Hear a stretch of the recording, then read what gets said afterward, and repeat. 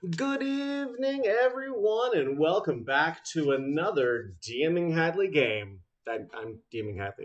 If there was a question about, it's me. I'm the guy, DMing Hadley. My girlfriend's in the back here making a lot of racket. So if you guys hear something that doesn't sound like me bloviating, it's just her rifling through all sorts of things, as if I'm not working right now.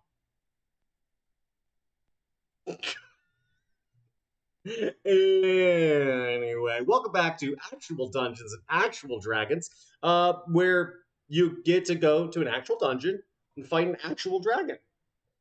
I found that about a year ago, when I was really leaning into being a full-time professional dungeon master, which I am, that most people hadn't actually been to a dungeon, and that they had not, in fact, fought any dragons.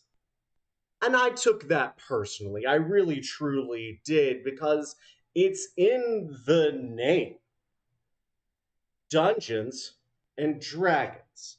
And yet, people were lied to. There were no dungeons for them, no dragons for them to fight. Now there are.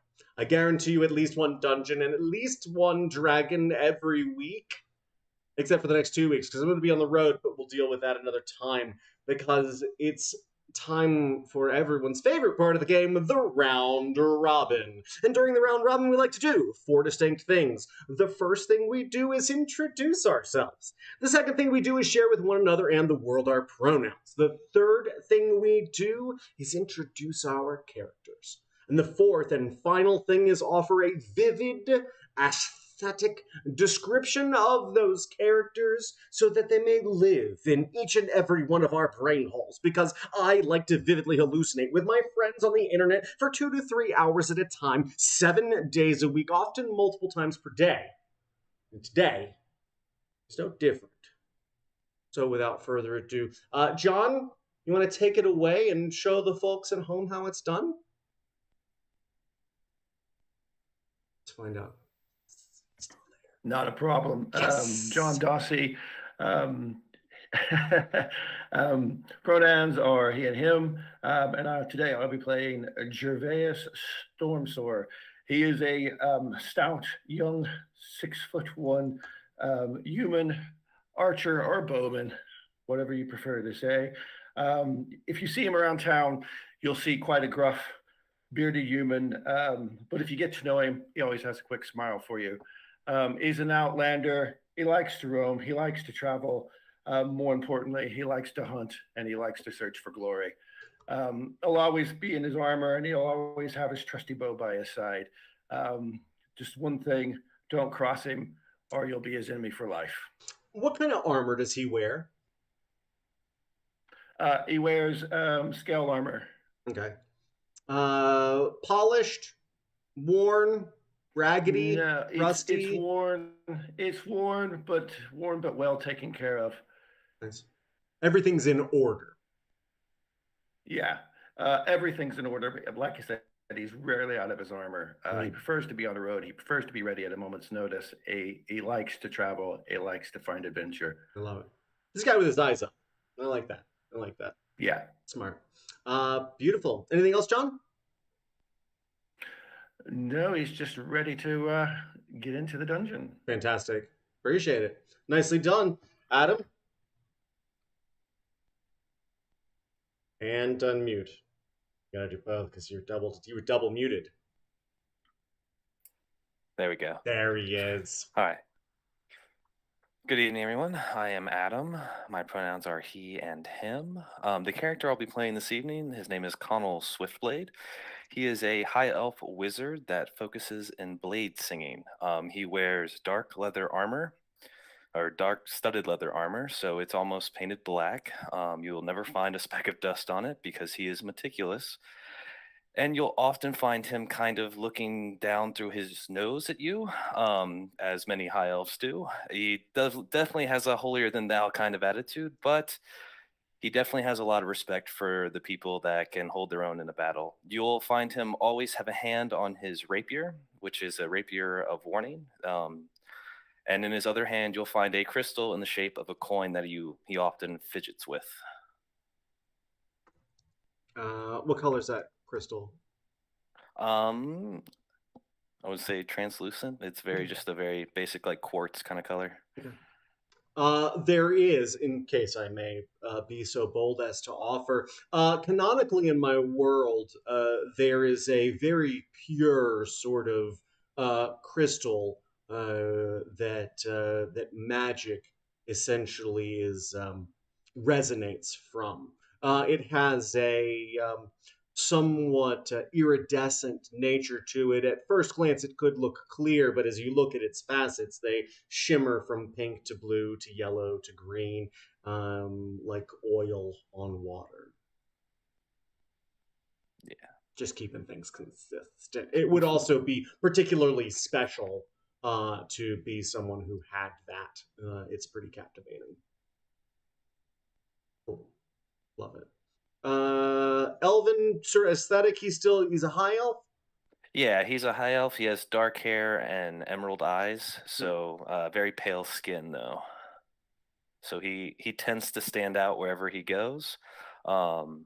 He is a outlander, so his all of his tribe was destroyed, and he's the only one left. So he wanders around as a bounty hunter for hire. Love it. Love it. Fantastic. Thanks, Adam. Mm-hmm.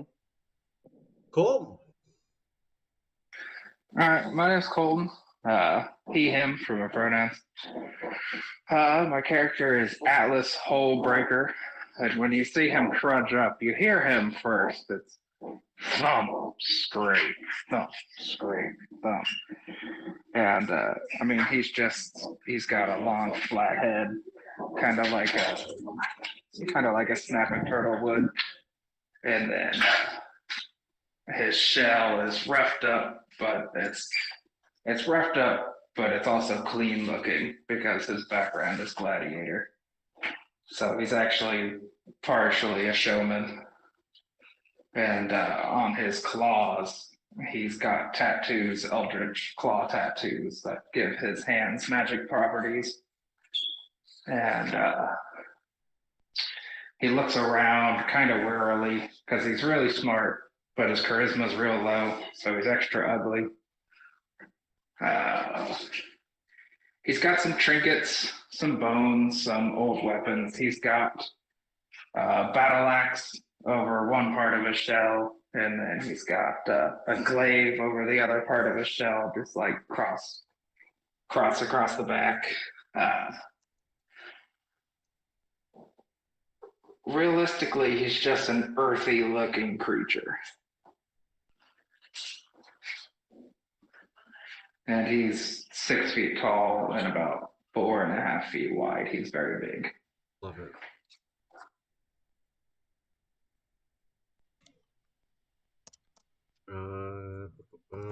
Wide.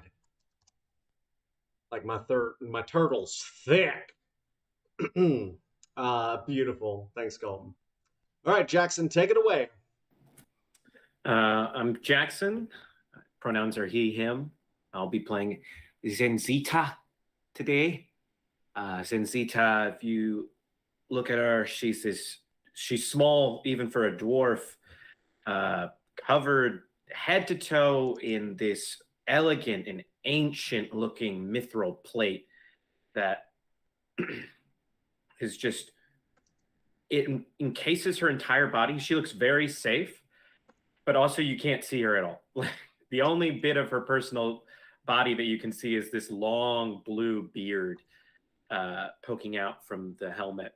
And there is like a blue tuft that's the same color as the beard, and you're not sure if it's decremental or decorative, if the beard is, what's going on. But in actuality, the tuft is just her hair poking out just enough. It's like a Spartan look. But then to contrast with this ancient, passed down for generations Mithral armor, she's got just like a piece of a tree as a shield just strapped to her arm, like almost homemade. Like woodwork is not her forte, and she didn't even know that She's not aware that this is even a bad shield. Love it. Love it. What sort of weapon does she use? She's wielding a strap to her side is a longsword. Okay. Excellent. Anything else for Zenzita? No. Great. Love it. Fantastic. Thank you, sir. Last but not least, George, ready to take it away? Yes, yes. Evening, everybody. Today, so I'm George. Pronouns are he, him. And today I will be playing Grok It Off. And so he is a mountain dwarf. Mountain dwarf barbarian. And his backstory is basically his family was very big into crafting weapons. His father was a master craftsman and bladesmith, and taught me everything that I know. And I ended up becoming a master of it in my own right. And so I spent all my life learning more and more about weapons, forging weapons as well as using weapons, and becoming a great battlesmith myself and bladesmith, as well as also going off and doing other types of educational endeavors, even though some of them might have turned bad without my knowledge. For instance, I went on a study with an alchemist, which might have turned out bad for me, but I do not know essentially what it did to me. I just know it has helped me in a sense, which you will see when he rages. And he's just a jovial, happy person, always laughing and joking with his friends, which is why when he rages, it's very strange, which you will see. And so he can be serious when the time calls for it, and spends most of his time just enjoying the finer things in life because he knows life's short, and so he makes the best out of it. Loves to eat and drink and be in the company of friends. And he's a little taller than the average mountain dwarf, standing at about 5 feet. Bald, long, dreadlock beard. He has the gauntlets of ogre power on, and he also has a kind of modified cloak of protection. But in essence, it just looks as though he has a smith's apron and heavy clothes on. Awesome. And he wields a great axe over his shoulder. Very good.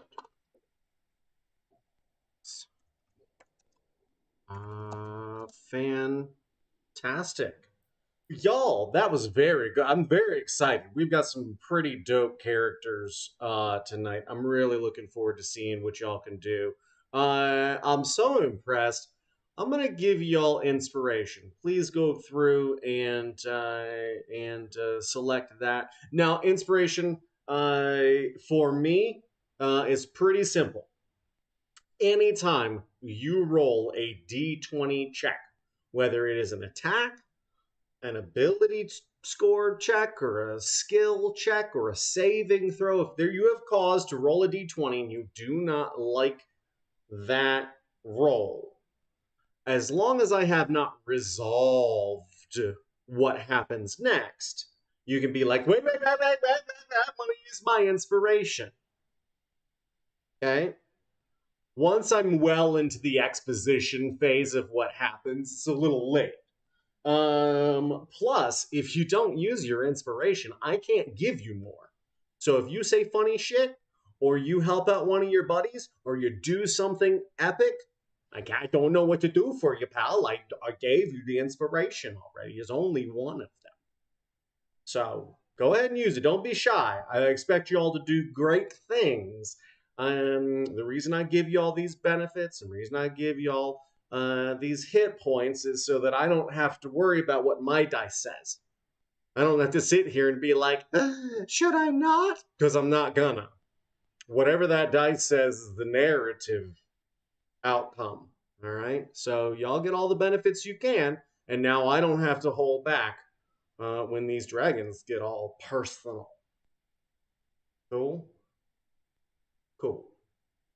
All that said and done, that just leaves me. DMing Hadley, he, him pronouns here for 65% or so of your DMing needs. Because I don't do maps. That's all there is to it. We're going to get right to it. Can I get survival checks from anyone who is trained in that skill?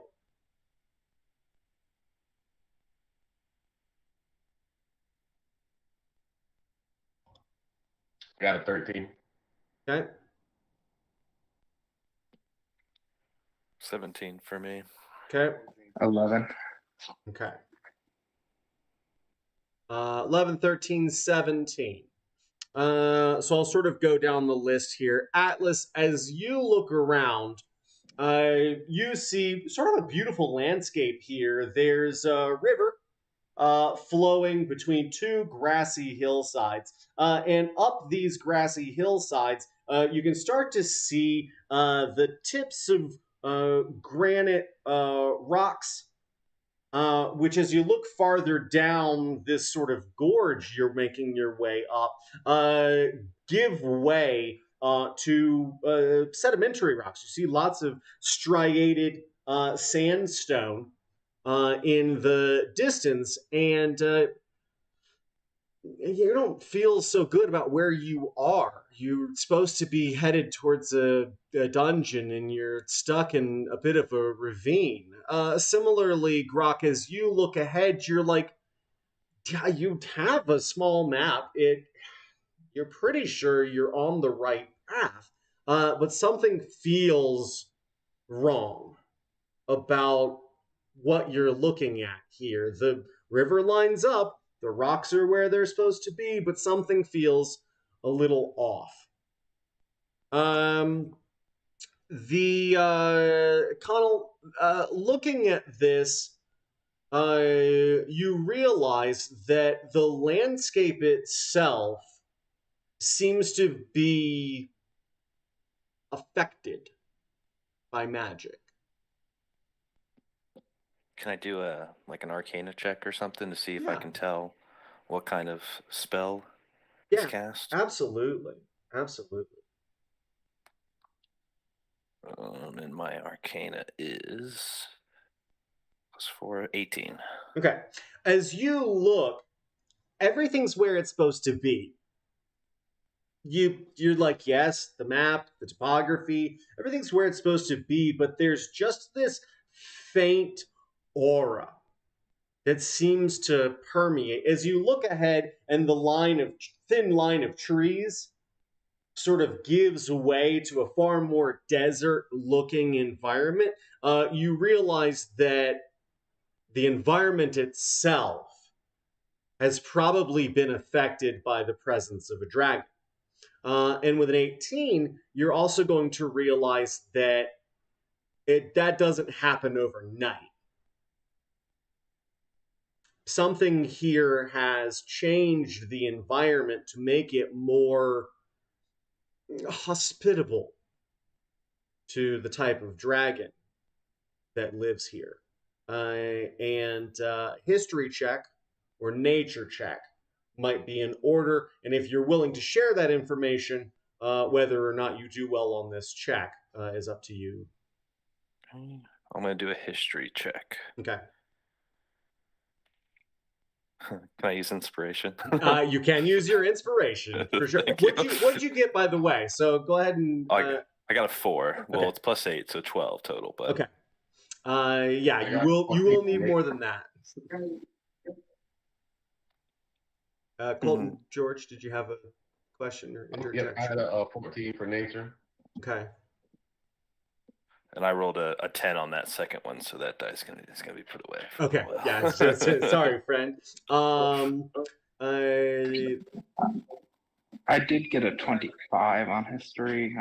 Okay. That's great. I think that as you're mulling this over, you can, Connell, you can, or sorry, Atlas, you can see that they're trying to consider what's happening here. It doesn't take an insight check to see that this elf is scanning the horizon and trying to figure out what the hell's going on. As you think about it, Grok, you think to yourself that perhaps this shouldn't look like this. There shouldn't be such a hard line between soft grassy fields granite stones, and then shift almost immediately into a desert space. That's not right. You know that. You're not quite sure why. But Atlas, you begin to think back about this sort of effect. And the last time something like this happened, it was because a gold dragon had moved in. Not recently, it was discovered after humans had created a settlement nearby, enjoying the bounty of the land on one side and benefiting from the mineral deposits on the other. You see, when gold dragons take up residence, they don't amass hordes like other dragons do. No, they manifest them. So instead of just offering gold, offering rubies, gems, sapphires, and beautiful ornate pieces of artwork and jewelry to them, no, they affect the land around them. Veins of gold and silver and opal begin to grow outward from their lair. Gems begin to rise through the soil, growing at a unnatural rate. The land is rich with minerals, crystals, uncut gems, and ores aplenty. And how does Connell reckon with the idea that just over this hillside is essentially a sprawling expanse of riches?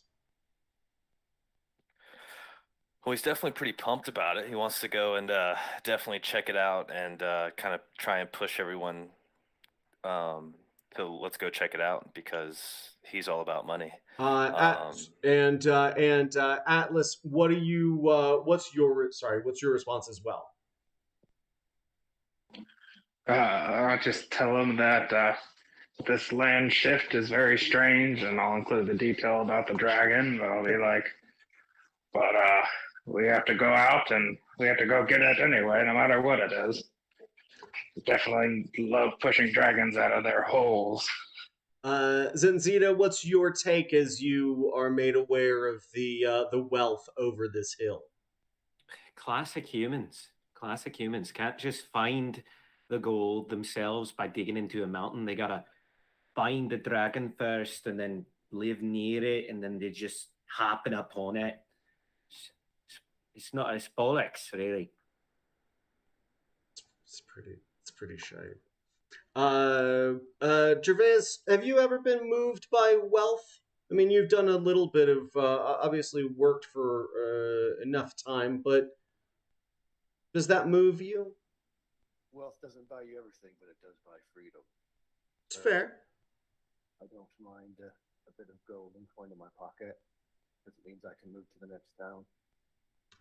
Yeah, well, you stumble across the right vein, you'll have more than 1 or 2 coins in your pocket, that's for sure. Grok does a bit of work on the side there, doesn't he? Muted. Control that D. Or uncontrol your D. You know, sometimes you gotta control it, sometimes you gotta uncontrol it. Yes, he does. He sees all these minerals and gems and ores, and all he can see in his mind is money and weapons and more power for him. So he's all for the thrill of the adventure. I'll loop back around and Connell, as you're sort of just nervously turning this coin over in your hand, that excess energy keeping you fiddling, it begins to almost ring, as if you'd flicked a crystal goblet. It's almost imperceptible, but as you feel it in your hand, it's almost buzzing. Does my rapier warn me of anything? Do I get any No. vibes that I'm in danger of any kind? No, as you look around, expecting the that sort of alarm from the other hand, the other side of you, you realize it's not from the rapier. And roll me an Arcana check in that regard as well, please. 22. Yeah, as you look at it, you realize that this is a pretty unique specimen of crystal. But as you guys have continued sort of up past these trees and now look out on this sprawling, beautiful, almost wasteland, there's not but scrub brush and the faint tumbleweed in the distance before you. The earth, there's huge mesas in the distance and monuments of sandstone ahead of you. You look down and realize that somewhere beneath the earth here is probably a lot more of this stuff, and it's very powerful. I obviously share this revelation with the group and say, well, I imagine that if we find the lair of the dragon, we could probably find a lot more of this stuff, and this stuff is worth more than probably all the gold that we can find around here. So I'm sure my who was the Outlander again? I'm sorry. I think there's actually two of. Okay. Well, you're one of them. The other one, I believe, Can I do an is investigation check? yeah, Gervais. How about an insight check? I think that's probably more apt.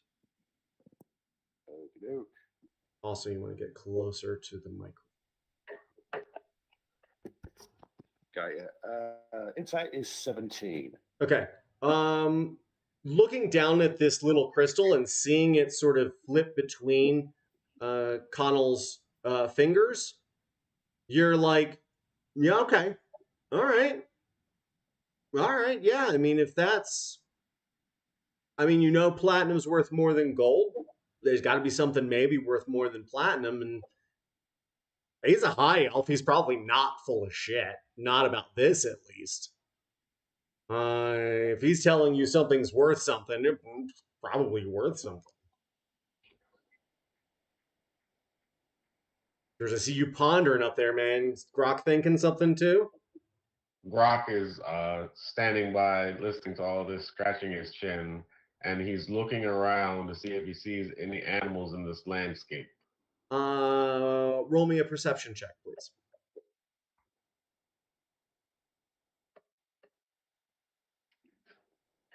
9. There's you want to use inspiration on that? Yeah. Okay. I will say this: you do see, like, way back in the distance, you do see a couple of raptors, like buzzards, way, just two thin stripes of black on a bright blue sky. Okay. I re-rolled and I got 23. Okay. So as you begin to sort of look down, there is a river that cuts through this landscape. And as you look down, you can see that right near the water, there are very large lizards. Their striations down their body of coral and white and cream and pink and sienna cause them to blend into the background here, camouflaged almost perfectly. But when they move, you can see them. And as you look down, you're several hundred feet both above and away from them. You're looking almost like down into the Grand Canyon from where you're standing, this wide expanse that just goes down farther than it does across. And it's quite the sight. But yeah, you can see also from that distance, they've got to be huge. Yes. So kind of like giant monitor lizards. Yeah, very similar. Okay. I approach them, but at a distance where I have to kind of yell towards them, and you speak with animals. Okay. Roll me a performance check. Let's see how loud you can get.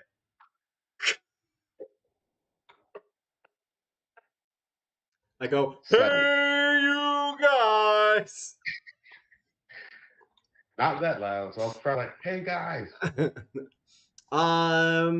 Yeah, I think what you do is sort of shout. But as you do, you expect to hear an echo through these rocks, and there is no report of your voice bouncing off against these rocks as you guys look down into this ravine. And there's just enough noise to have alerted these two creatures to your presence. And you see them skitter. One of them goes slapping across the water to join the other, and the two of them scamper up the far side of this rocky cliff face and dive into a hole, which you could not have seen until you started moving along the far ridge here. And that hole is far larger than these two lizards need. Grok sees this and was expecting to talk to these giant monitor lizards and ask them if there was an underground entrance, and deduces that there is one. So he turns back to everybody and says, I think I found the door, guys." Good job. That was brilliant.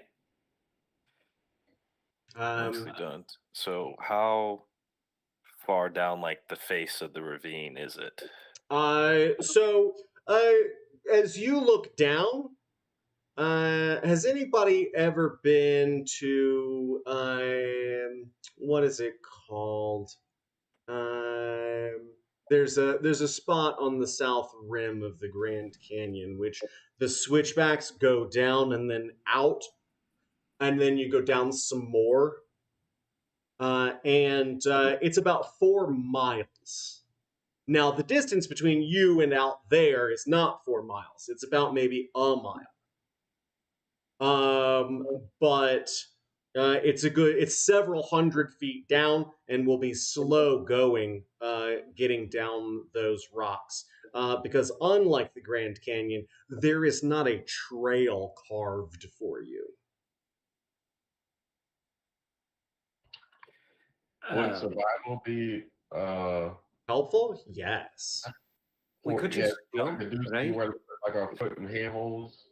I love this, Zenzita. You just want to jump off the side of the cliff? Yeah, right. I mean, you've got magic, right? Yeah, elf, right? You've got. Yeah, I will. If you're gonna go down there, I will cast Spider Climb on you. Spider Climb. Oh, we could have just all jumped together. We could have just, I've seen you do what you do. You make us all like a feather. That's true. We could just cast that. Sorry, I'm getting used to the open spell book. So I forget that we have access to everything. It takes some getting used to. Yeah, when I take off the guardrails and everyone's like, wait, no guardrails? And I'm like, yeah, no guardrails, kid. But I liked the guardrails. Made me feel safe. Uh-huh. All right, so for No, I Featherfall, promise this is specifically because you're in danger. I think it's only a first level spell, if I recall correctly. Yeah. What an OP spell for a first level spell slot. Well, most of the time you have to prepare it. That's fair. Yeah, you would have to shove, you'd have to know you were going to be jumping off of high ledges regularly. I wish they had something like that for Elder Scrolls. Okay, yeah, I can cast it on 5 of us, so So let's see, 1, 2, 3. There's 5 of us. I will cast Featherfall on all All of us, right. and we can all just jump down. Can I please get athletics, acrobatics, or performance checks? Either one of the three. And then I want you to describe as all 5 of you go jumping off the side of this cliff face in vivid aesthetic detail. All right, I want to really feel this. So everybody just go roll your dice. All right, I don't even need to know the number. You guys are smart. You're good little boys and dwarven girl. You know what it's like to have a 7 roll versus a 19 roll. I trust you. Right. So what I'm gonna do is I'm gonna go around. I'm gonna go one by one, and y'all gonna tell me how you jump down into this. I'm just gonna start at the top corner. I'm gonna work my way down. Atlas, what does it look like as you? Dun, dun, dun, dun, dun. All right, so Atlas moves back, and he takes out his 2 large weapons, one in each hand, and then you see him rush forward and jump off the air and fling his weapons out side to side with his arms, and you see him try to swim in the air to guide him down to where he wants to go. But you see him land rather successfully without any damage. Okay. But his swim maneuvering may or may not have done anything to him. Okay. Fantastic. Zenzita, how'd you do? Zenzita did just fine. Zenzita That's fine. Zenzita like went to jump, but then like something weird happened with her legs. So then she like just barely made enough purchase to like get off the ledge. Sure. And then as she's falling, the sun got in her eyes. So then she just moves her shield up in front of it. It sort of like looks like a weird Mary Poppins thing. She's just slowly falling. I like that. Grok, how'd you do? Oh no, I'm muted. This guy's got to control his D, everybody. Control that D. Control that D, homie. There we go. Grok did exceptionally well. And so imagine the stiffest person you see just kind of walking to the edge of this cliff and looking down. And he was like, I guess everybody said we could make it, guys, so let's go. And so he just kind of turns around, faces everybody, and then jumps off backwards like this with his axe still on his shoulder, as stiff as a board, falling down. As he's falling down, the back tip of his great axe just catches the cliff face approximately like 20 feet up, and it just digs into the cliff face as it falls down further and further to the cliff, and it just catches the faintest oar at the near bottom of the cliff face, flings him up forward as he's falling down, dragging the axe, and he just lands like this, looking up like, what took you guys so long? I love it. Smooth. It should be so easy. Connell, please tell me that you did cast Featherfall, because just kidding.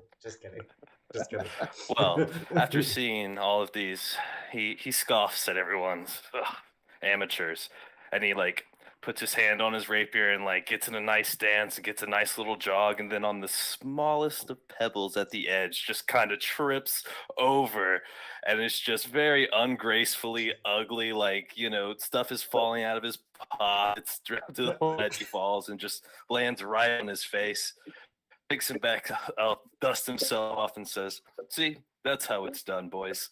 Magnificent. What did you actually roll on the die? I rolled a 4. Oh, fantastic. Very nicely done. That was a very appropriate 4. I knew I could trust you guys. Beautiful. Gervais. Yeah, Gervais, just enjoying the moment, totally jumps off the edge and goes into a serpent pose, catches the current just perfectly, and surfs down, waving at everybody as he comes gently down and lands perfectly at the entrance of the cave. Magnificent.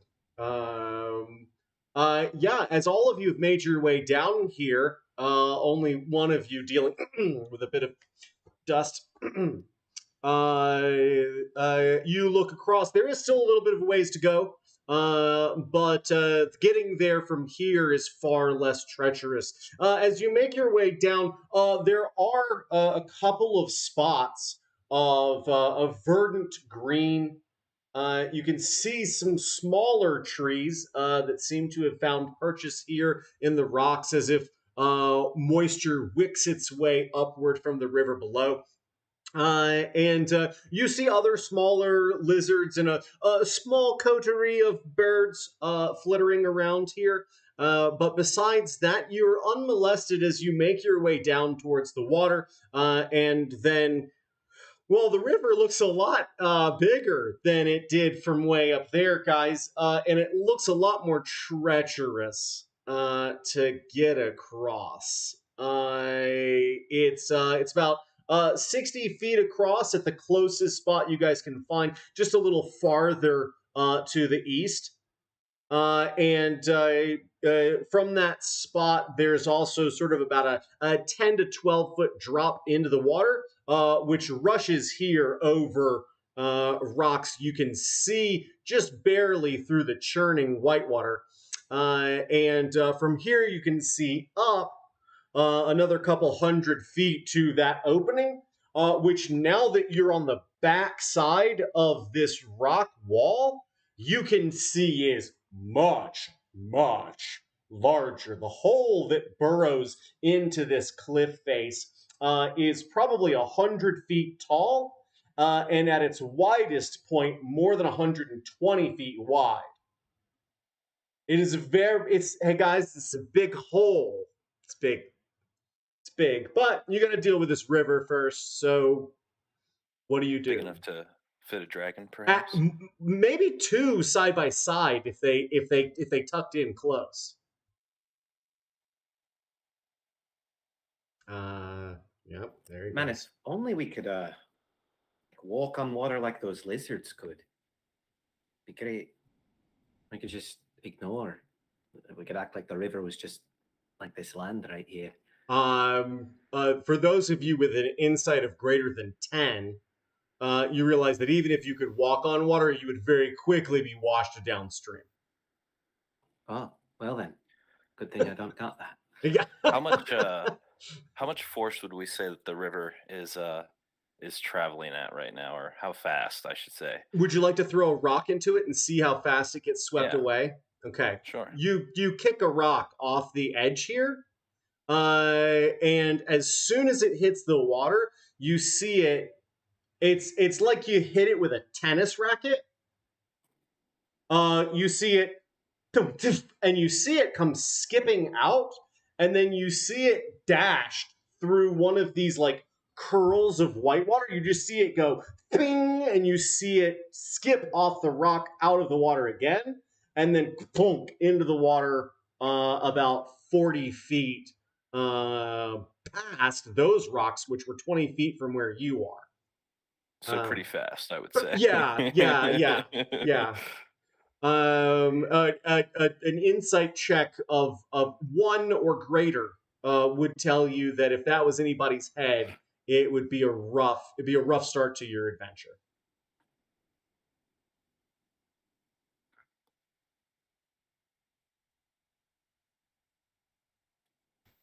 Are there any trees or outcroppings or rocks near the water? You guys are sort of standing on the closest outcropping here. It looks like the river is sort of cut under these two from overhead. It's like this. And the river is just running this way. You guys are over here. You need to get over there. And this distance here is about 60 feet. Do we see any large kind of boulders protruding from the water? Like yeah, the only two spots that look like they are sort of sticking up out of the water are the two large ones that you see this cascade of water breaking upon about 20 feet to the west of where you are. They're being washed over by whitewater. If you tried to stand on top of them, you'd end up. There is a non-zero chance you would end up being washed away. It would be great if somehow we could jump across. Very interesting. Yes, if our jump could be increased. And you said it's 120 feet across? 60. It's just 60 from one side to the so other. 60, okay. Yeah. 60. I do have the spell jump, but Oh. I can only touch one of us at a time, and that would be 5 spell slots. What if one of us jumped across with a rope, secured it, and then everyone shimmied across? I suggest the person that's probably not the strongest jump across. And then Brock volunteers immediately. So I have 50 feet of rope. Does anyone else have rope? I've got I've got another 50 feet we can tie together. Everybody raises their hand. Oh, Clark's got a rope. We got a rope. And dark vision, too.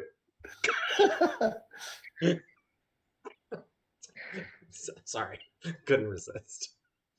Okay, so you've got 200 feet of rope. Now, for everyone's edification, what does the spell jump say?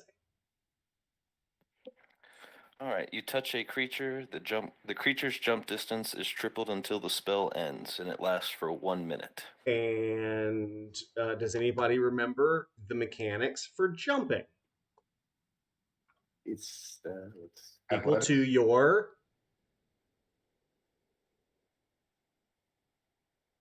Anybody? I think it's strength. Equal to your strength score. Oh, that's not good. So he has 19. Even if it's tripled, it would not be quite 60 feet. So what we'll do is I will cast the spell Fly on him, so he can fly across with the rope. Well, here's a thing that's very interesting about Fly, and that's that if you cast Fly on him, he can just ferry you across. Oh, there you go. Yeah, even better. Much better. The knot would probably fail anyway. It's not. You better not drop me. Yeah, it would radically reduce the likelihood of failure. And Grok, would you like to fly your friends across this expanse? Brock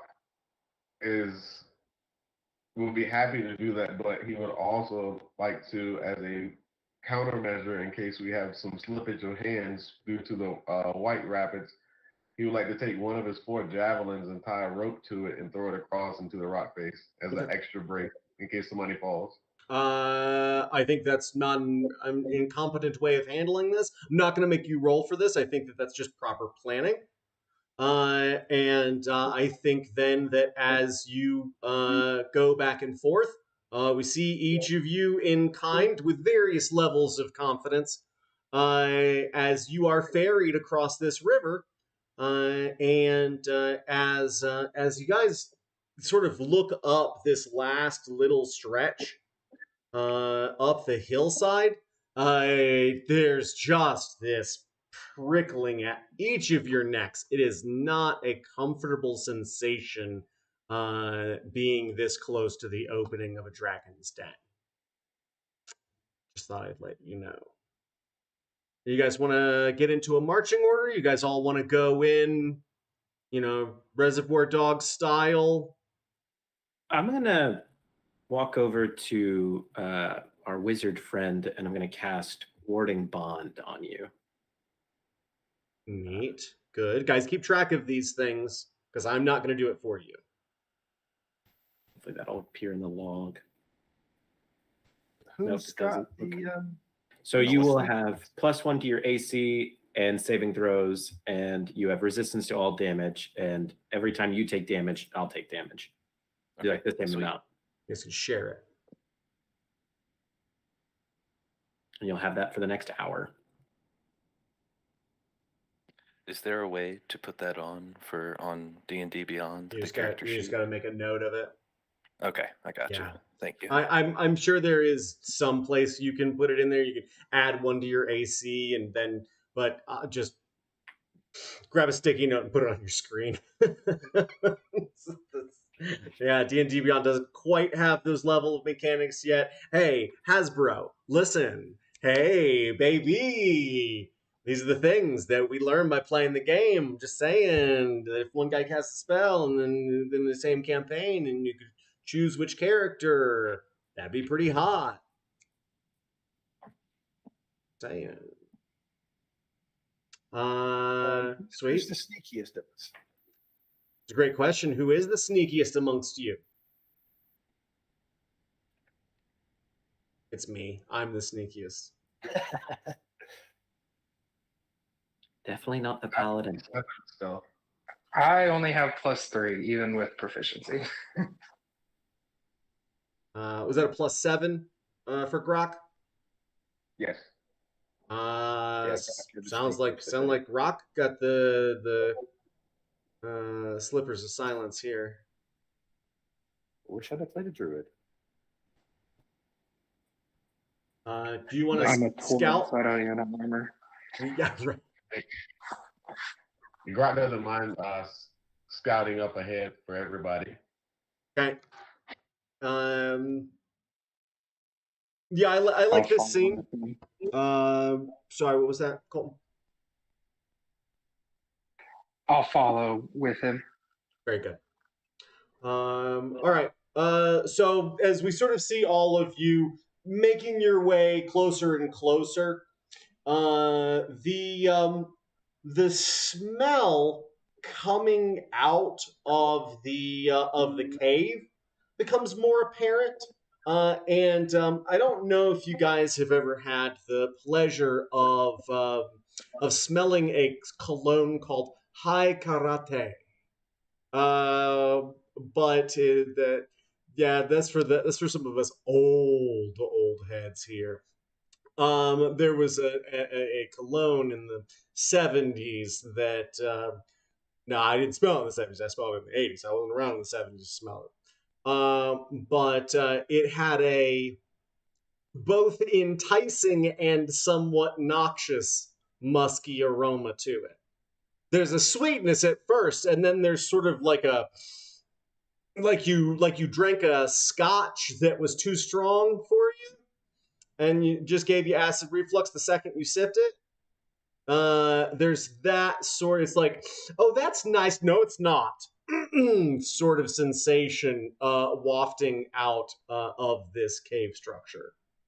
It's a bit unpleasant. Can I get a stealth check from Grok as you come up over this ridge?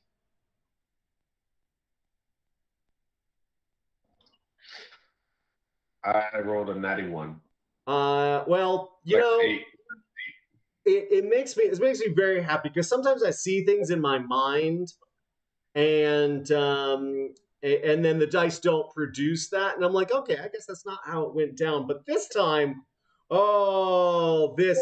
went oh so right.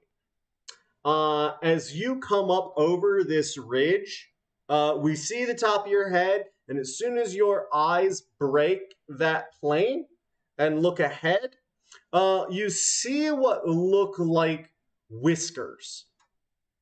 These long strands of gold. They're about 15 feet, 20 feet, maybe the longest of them across. They look like rivulets of gold. The only problem is the two large nostrils that seem to open up and inhale and then exhale as you see the dust on the ground, on these rocks, sort of into your eyes. And the last thing you see before your eyes get sand and dust in them are the eyes of a golden dragon opening in the darkness of this cave. Let's roll for initiative.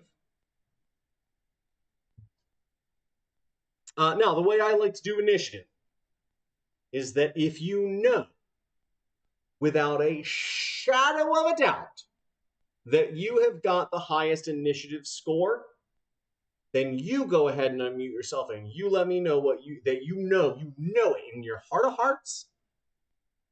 You've got the highest initiative. You let me know, and then we'll work our way down the list from there. Jackson's like, it ain't me. I'll be back here. 17. Anybody gonna beat a 17? Grok, what you got? I got a 19. All right, so 19 for Grok. Grok's on deck. Grok, you're gonna have a little issue to deal with on your turn. I hate to tell you. I would like to Well, enact feral instinct. might do that. Let's go down the list. All right, so we got Grok first. We got Gervais next with a 17. Who's after Gervais? I got a 14. Connell. I got a 9 for Atlas. Okay, Atlas with a 9. I got a 5. Fantastic. And Zanzita with a 5. Y'all see how orderly that was? That was so orderly. I really love it. It's one of my favorites when things work out so smoothly. I appreciate y'all listening. Okay. That's interesting. Okay. Okay. Okay.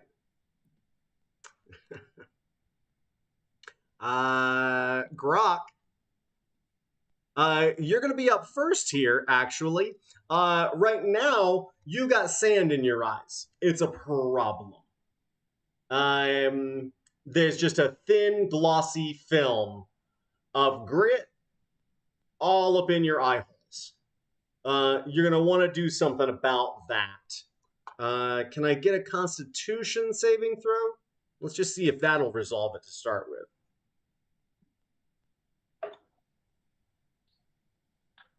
You got a 25? Yeah, I guess you've got some clear eyes in your fucking pocket. And you just reach into your eyes and just squeegee them. You're It's like, all the years in the, one in the sweat. blink, and we just see just dust just squirt out of your eyes. Well, I guess you know what? Actually, you're a dwarf, right? That actually sounds entirely accurate. You're like, hang on.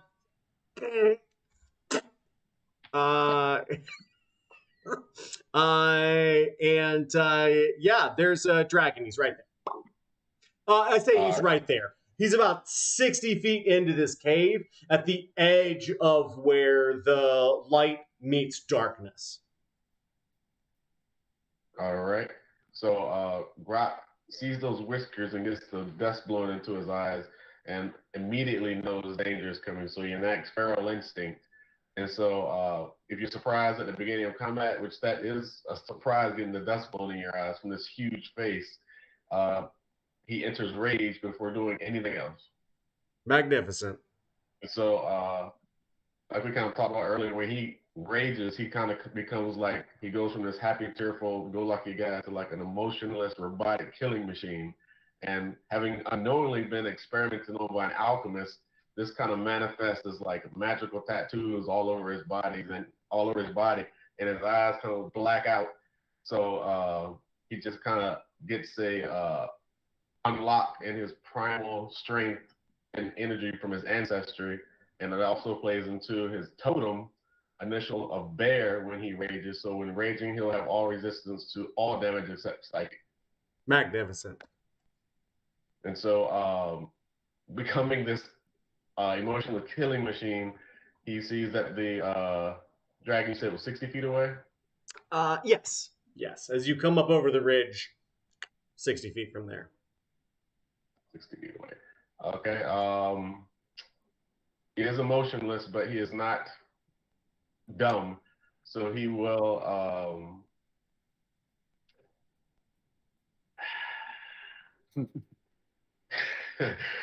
don't want to do this. But he's not dumb, so he's going to attack a dragon. Yeah. I love this game. I fucking love this game. He is going to dash and use reckless attack with his great axe. Okay. And so he decides to attack recklessly, giving advantage on the melee attack, but will have disadvantage against the next previous. So great axe. Sure. We get a 16. Yeah, you pull out your great axe and run ahead. Do you have like a war battle cry or anything like that? No, you just kind of see from these tattoos just steam emanating from his body as it's kind of shifting into a primal state where he's just kind of imagine like this silent feral beast that's only sole purpose right now is to kill. Okay. Totally forgot you still had fly on you technically. So Yeah, and that's good for what, a minute? 10 minutes. 10 minutes. Damn, that's a good spell. And you get to move 60 feet in the air, so you could have easily. So I digress. As he makes his dash, he sees this boulder out jutting from the side of this cliff face. He dashes over to it, runs up the side of it, jumps off with his battle axe. Yeah, as you bring that sucker down, we just see the rest of you as your heads sort of poke up over the ridge to watch this just magnificent. I mean, just fucking, yeah, get him. And as he lands, coming down, dragooning this thing, just, and you hear this soft sort of hunk as his axe hits the nose of this thing. There's not even like a scuff mark. There's a little dirt from the steel of your axe, and you see this thing reach up and with its claw just sort of, it looks down and it goes, does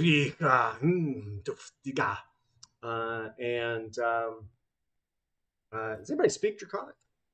I do. He said, that was rude for such a little runt. He says you're being rude, lad.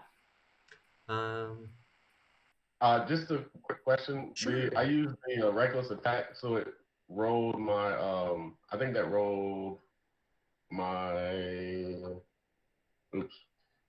rolled my regular +8. Do I add the +9 for my strength to that +8? Or that should be included. Okay, so then it was a 25 then, because my strength is +9 for reckless attack. Let me take a quick look real quick here. All right. Because it didn't include it in the roll. Let's see here. Reckless attack would just mean that you roll with advantage. Roll advantage, yeah. So you will get another D20 check, but you won't add the strength modifier. But go ahead and give me another great axe attack. Let's just see how this goes. No whammy. 15. Yeah. You really thought you were going to drive it home. I understand. It feels that way sometimes. It really does. Yeah. Yeah, as it's rubbing its nose, it sort of starts to stand up a little bit. And it says, as he sort of stands up, Grok, you hear it's sort of a grinding noise, something rubbing against the ground. As you look out, this thing's still sort of rubbing its nose, slightly offended by what happened. And then how's a 25 versus your armor class?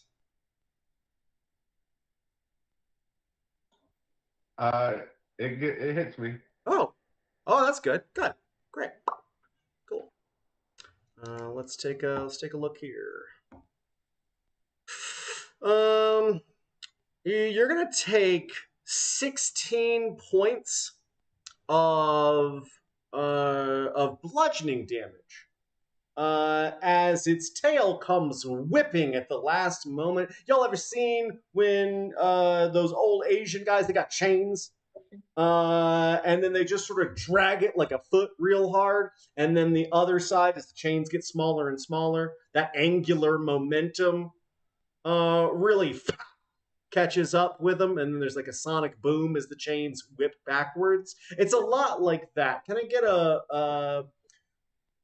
an acrobatics check actually from Grok, please? Yes. And how does that affect when the bear totem is? You'll take half. You'll take half. Okay. So 8 damage and then you said acrobatics? Please. You're being sent into a tumble. I'd just like to see how you come out. 18. Okay. And it's not the first time you've been thrown backwards. But yeah, you sort of like, and you're knocked back about 20 feet. Gervais,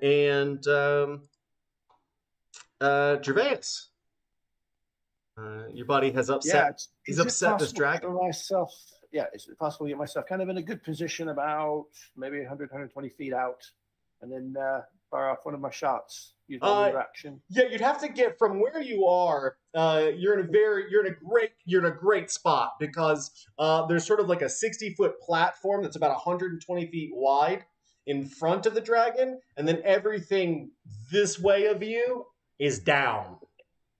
Right. So if I can position myself to where I'm about 120, how far away am I now? About 60 feet. You've got partial cover. That's it. That's as far back as you. Any farther down, you'll get total cover, but you won't be able to see. You won't be able to attack him from there. Right. I'll stick with partial cover because that gives me it's +2 to AC, isn't it? Yeah. Yeah. So I'll go ahead and do a. I'm tempted here. I'll do a goading shot. All right. First attack. Love that. Yeah, it just means that I'll be a target, but so what?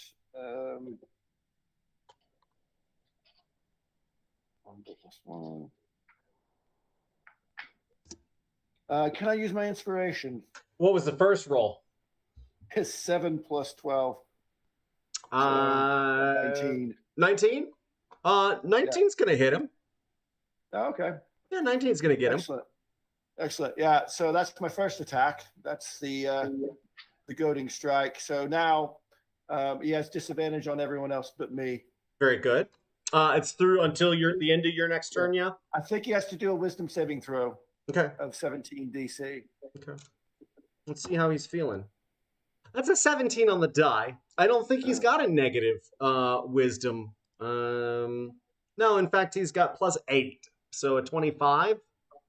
Yeah, he saved. He does not feel goaded, one might say. But you didn't hit him. You're still going to do damage, right? Yeah, I'm going to do damage of... If it will roll for me. 10. 10 points of damage. Yeah. For my next attack, I'll go ahead and use another one, and I'll do a distracting strike. There's no save on this. Okay. I hit, the next person will get advantage on their attack. Very good. 19 is what we're looking for, y'all. 19. 22. 22 is going to hit. And that is an 8. 8 points of damage. And what is what's the effect on that? It just means that the next attack in order has advantage other than mine. Fantastic. Anything else for Gervais? That's it. I'm just going to try to stay in position. Yeah. If I could duck down, you can. Yeah, you can get total cover. It takes less than 5 feet of movement to sort of drop back down behind that. I'm going to get total cover. Okay, very good. Yeah, he is. Pop and shoot. Essentially cannot see you from where you're standing, Grok. You see him pluck 2 little arrows out of his. He says, "Yes, Erika. You would understand this, Zinzita. This is unacceptable behavior. I don't know if we should be doing this, guys. He seems like a nice guy. Connell, you're up. What would you like to do? As a bonus action, I would like to activate my blade song. Okay. And then I would like to move about 30 feet closer and cast Ray of Enfeeblement on the dragon. Very interesting. Love that. Sweet. Wisdom saving throw? Or Constitution. And the spell save DC is... Where'd it go? 16. Yeah, I got him. Got it right on the money. Thank God. He rolled. If it makes you guys feel any better, I was waiting for this to be the first of his failures because he rolled a 3.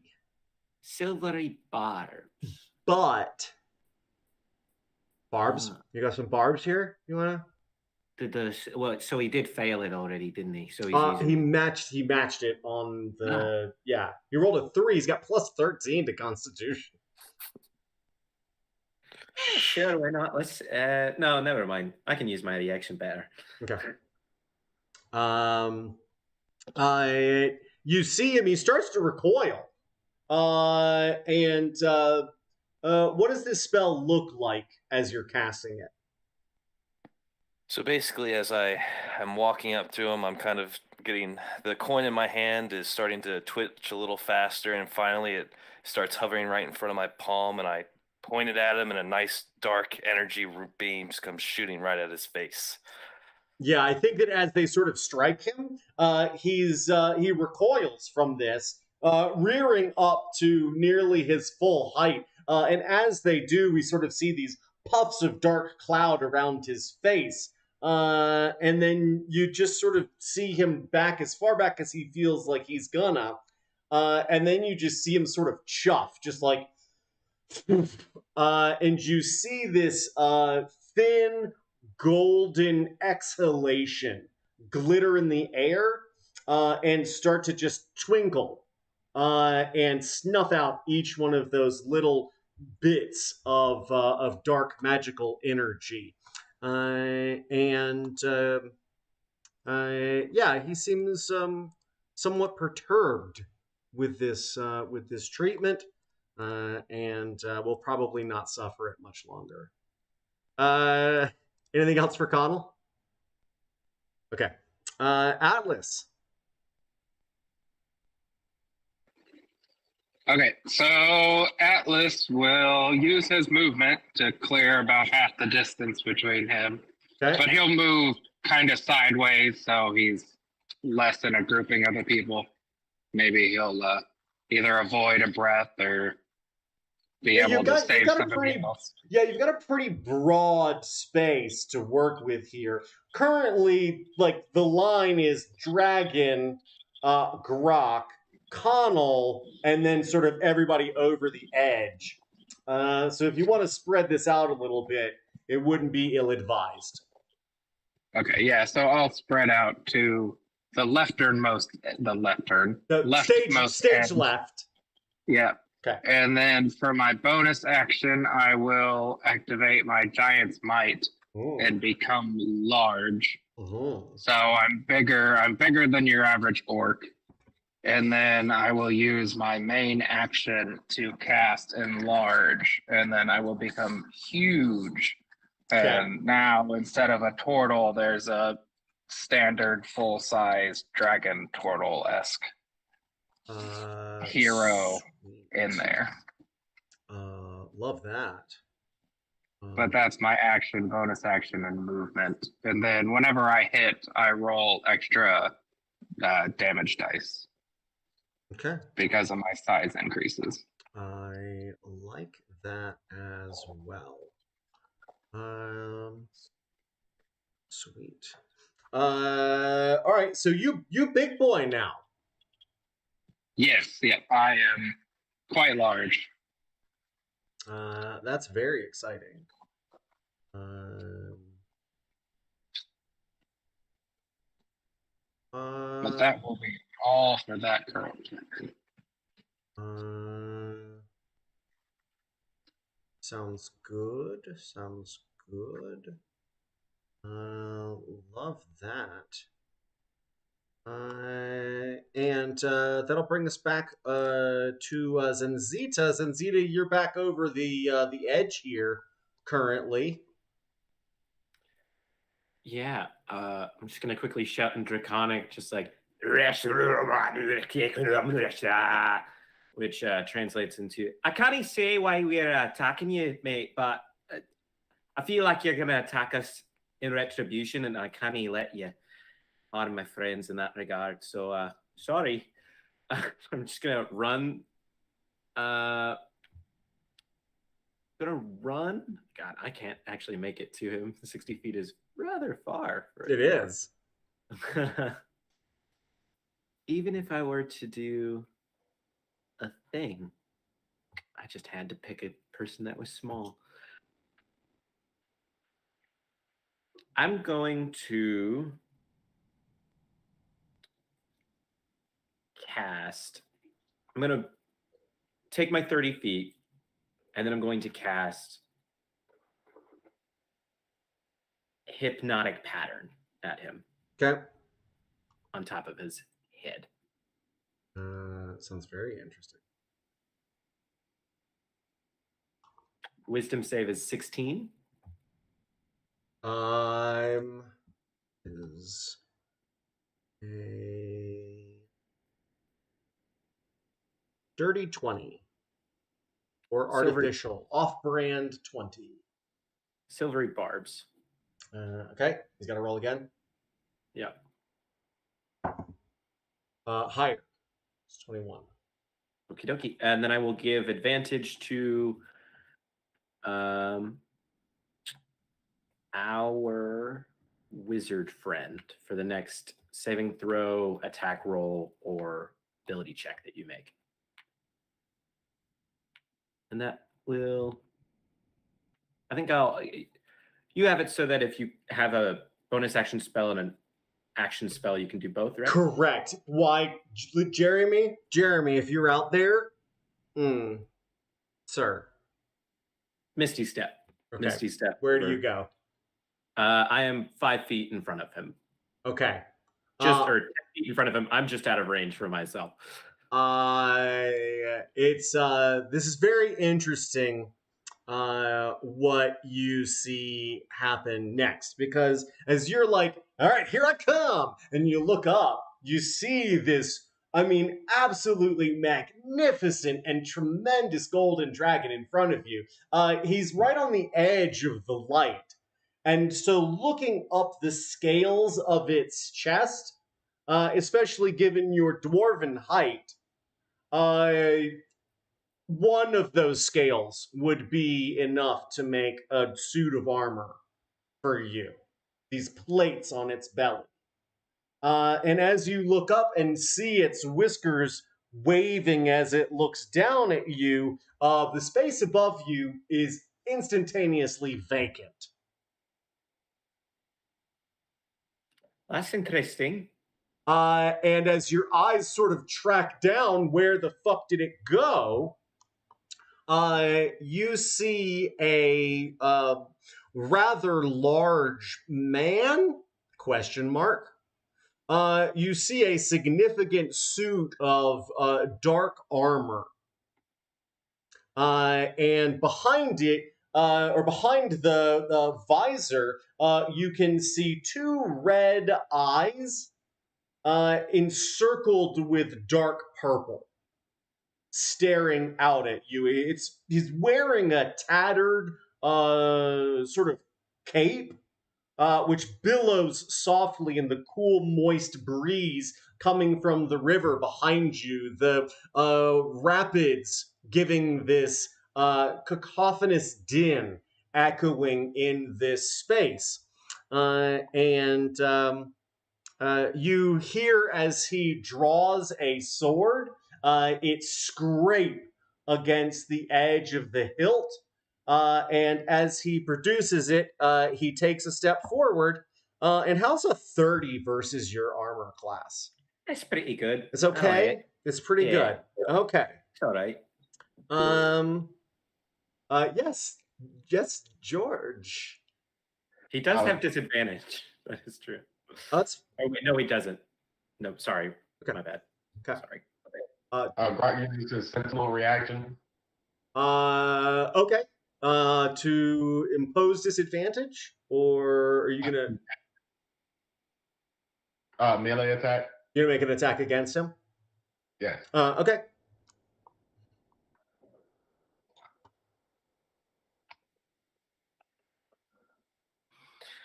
$16. What are you attacking with your axe again? Yes. Probably a little disturbing, as both of these attacks sort of land at the same time. Question, Zinzita? Well, yeah, I will just say you are the first person to attack him after the distracting attack has hit. Yes. A You got 21 would have been the hit with disadvantage. Is that going to hit you? No. Sorry, I was mistaken about the disadvantage. The disadvantage didn't work because of the wisdom save didn't go through. But the distracting attack would give George advantage on the attack. Very good. Okay, very good. Nice. See, guys, that's how you do any rules, Lawrence. It's clarification, not an So argument. we got 26 on advantage.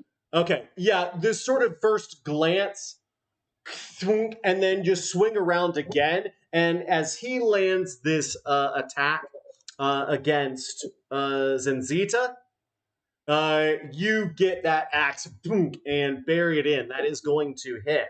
The damage here for Zenzita is going to be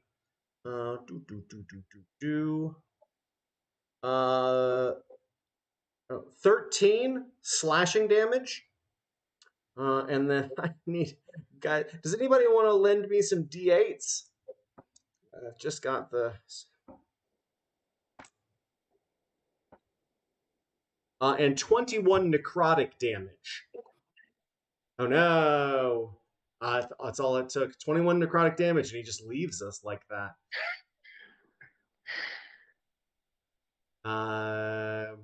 Muted. 13 slashing. 21 necrotic. Understood. And both of you see as he's swinging this longsword down, you can see a stream of darkness trailing that blade. And this is the first time I think that you've seen your Mithral Armor take like significant damage.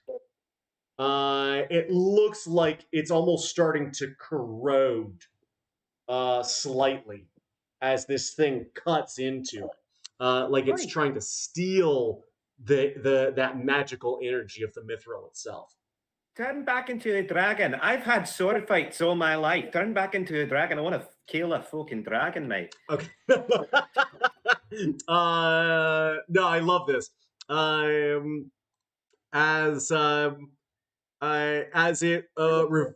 it goes to sort of swing this longsword again, and as it goes to bring it down, you see it swinging down from your right side. You swing left to right, and as it comes back down mid-swing, this dragon is very powerful. A 33 to hit. Yeah. I just have to. I have to say it, or else I can't finish. That's going to be 16 slashing damage. All right. And then it's gonna start to flap its wings a little bit, and it hasn't gotten off the ground yet.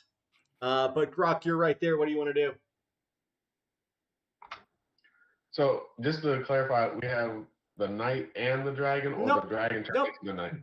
Dragon turned into the knight. Knight turned right back into the dragon. Okay. And on that attack, my reaction attack, I got a 10 damage on that. Okay. And then I will again enrage, use my reckless attack. Great. So I have advantage on my first initial attack. Mm-hmm. And I'm going to use my great axe again.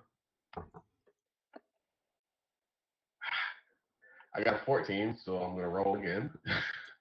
Yeah, the way he's sort of standing now, you're sort of up against his right arm is sort of down in front of you.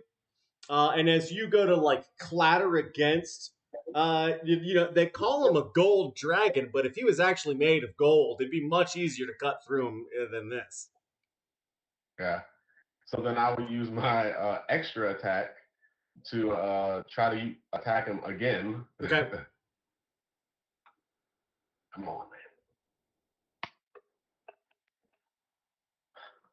Got a 22. There you go. That's going to do it. And I rolled 7 slashing. 7 slashing damage. All right. Just want to make sure you're adding your rage. Extra damage too, what? right? Yeah. What's the extra damage from rage? It's 3 at this Correct. level? That was +3, I believe. Okay. So we're up to what? 10. This is 9 now. Or six total that we didn't add from your rage before. Yes. Okay. Great. Very good.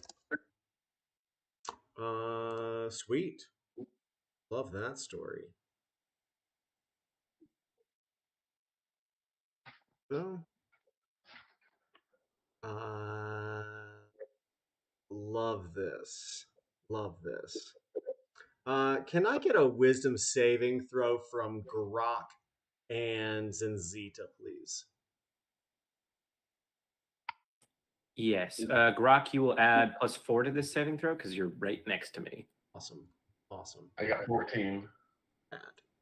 Well, did you add with that with the +5? Damn. +4. Or +4? Okay. 27. Okay. The glow of gold here for you, Zenzita, has little appeal. But as you look into the almost mirror-like scales of gold on this guy's arm, Grok, you are captivated. You see the reflection of yourself in this shimmering yellow metal scales, and you're entranced, amazed. You're like, my God, everything I could give to cut through this beast. No, this beast is something special, something amazing. You're well, one might say charmed by this creature.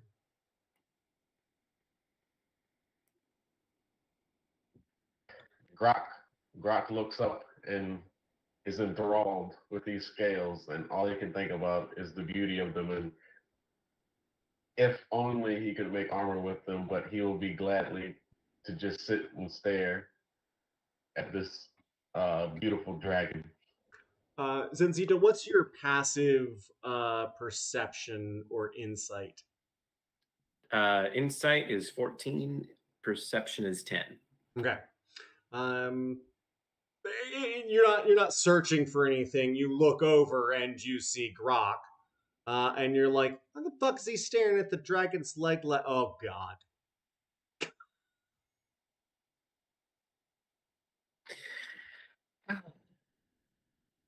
Men. Men. That's awesome. Fantastic. Gervais, you've been hidden quite well. Yes. I think it's time to pop up and maybe do an action surge.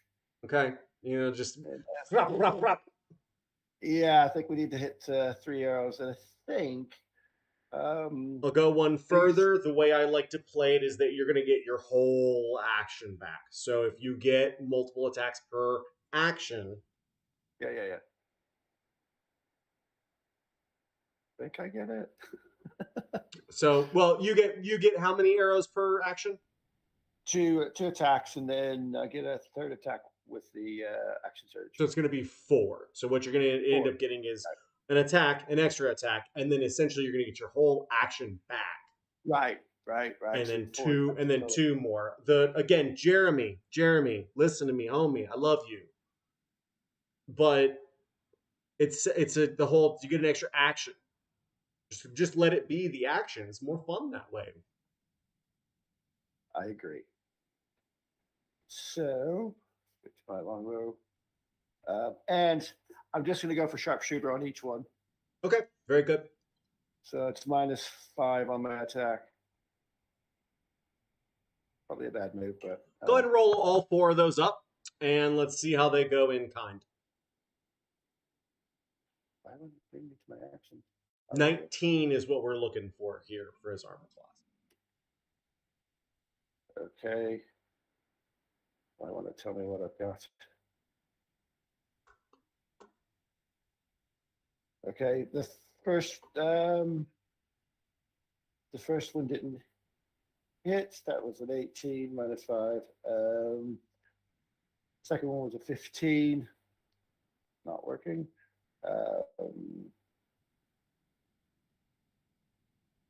Wow, that one didn't hit either. Third one, final attack. That one. Y'all All just 4 attacks missed. y'all just can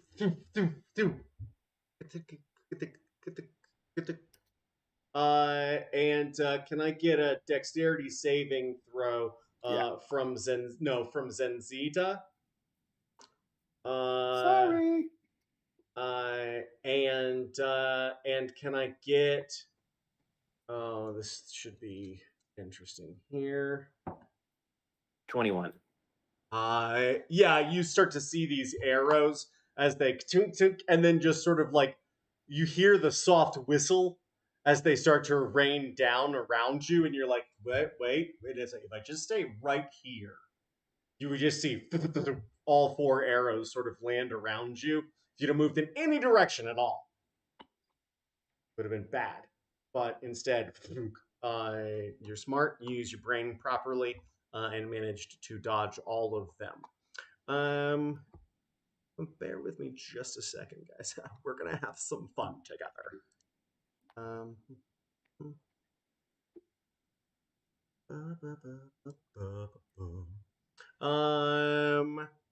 Hey, Gervais. Yes. How's a 21 versus your armor class? 21 is my armor class. If I'm in partial cover. You are in partial cover, except it wasn't the dragon that was attacking you. You feel at your boot a num num yum yum. Oh shit! Delicious nibble. Y'all ever seen when tortoises, like pet tortoises, try and come up and try and like bite somebody's ankle, like try to sever their Achilles tent? Yeah.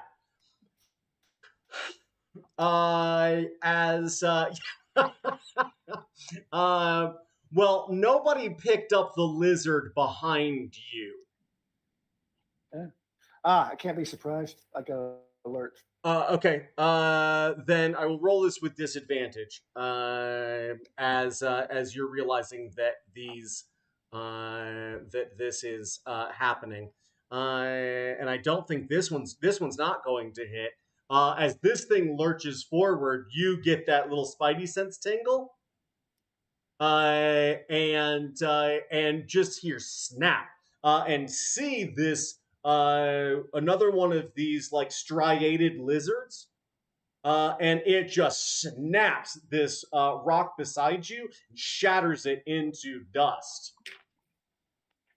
and starts to shake, and then it shakes its head one way and then shakes its head back and looks, and then sees you, and realizes that it's chomping on a boulder and not your leg, and then spits out pieces of rock, and looks offended, but still very hungry. Just thought I'd let you know. And he's gonna go here. Sweet. Anything else for JS? Yeah, can I just get my action to move away from? Will I give an opportunity? To You would want go to. You would want to disengage Yes. or dash. Can you do that as a bonus action, or would you like to roll in athletics or acrobatics to keep from taking an opportunity attack? I can do acrobatics to keep from taking an opportunity attack. All right. This will be contested. Essentially, he's going to try and hit you, and if you do better, then he's not going to be able to get you. 18. Yeah. As it's sort of spitting the rock out, you're like, nope, bye. And this thing starts to scramble up these rocks, sort of hampered by the broken rocks he just shattered. And you're able to get away from this guy, and you can move up to your movement away from him without an opportunity. I'll move attack. 30 foot away. Yeah. Okay. Are you going to get closer to the dragon? You're going to get up on this platform? You're going to stay partial cover down here closer to him? Stay partial cover if I can and try to keep the distance. Okay, very good. I don't like being close. An understandable disposition. I wouldn't want to be close to him either. He probably could have grabbed your whole leg in his mouth, and it just still can be considered a morsel. Connell, what's up, buddy? All right, so you said the dragon's wings were flapping. Yeah, he looks like he's about to get up off the ground. All right, I would like to cast Wall of Force. And it's a 10-foot radius, and I want to do it and like place it right on his back. Interesting. Like between his wings. Love it. But I don't want it freestanding because it does say I can do that, but I want it physically on his back. That way, in theory, if he transforms again, it would stay attached to his back. I don't know. Yeah. This is somebody came to play Dungeons and Dragons tonight. This is what I like to see. And it just says nothing physical can pass through the wall. It's immune to all damage and can't be dispelled by dispel magic. And the only way to destroy it is a disintegrate spell. Very interesting. Love that. And look at this guy using his brain with an open spell book. the gloves had to come off, so especially to beat this guy, it would seem. Sweet. What does it look like as you cast it? So let's see. I kind of like, for once, I'm not twitching my coin. I'm actually holding it still and kind of whispering into it, and you kind of see a much larger version of the coin starting to form on top of the dragon between its wings, and you can kind of see the nice shades of blue and purple forming around him. It's not very, you have to be looking at it to really see it, but it's definitely there. Yeah, I think at the edge of sort of light and darkness, we can sort of see the back half of it shimmering as the front is almost obscured by daylight. It's hard not to see a metaphor here. Wow. Wow, nice. Cool. What else? Anything else for... Now you're still about 30 feet away from it, about 25 feet away from your friends.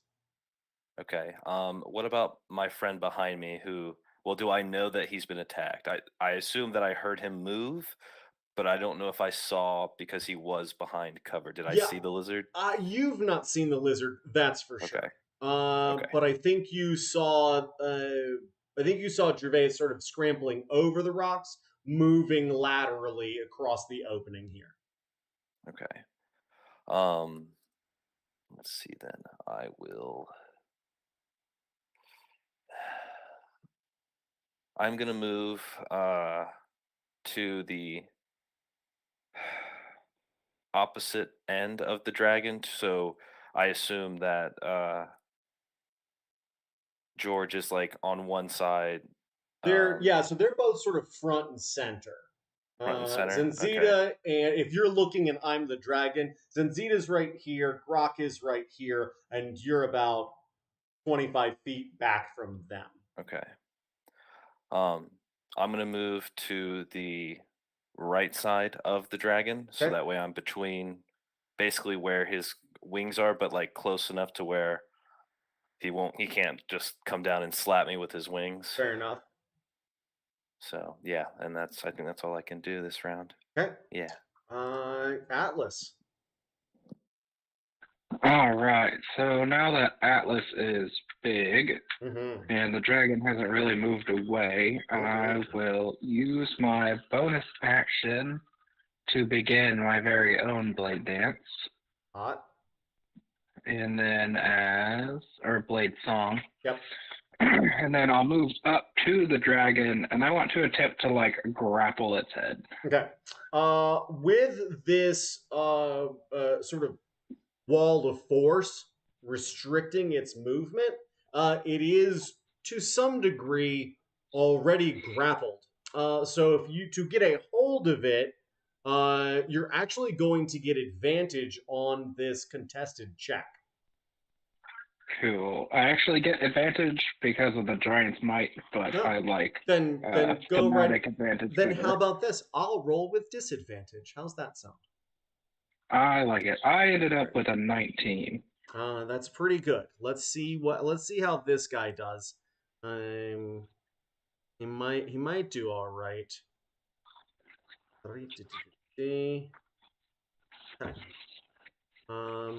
That's gonna fail.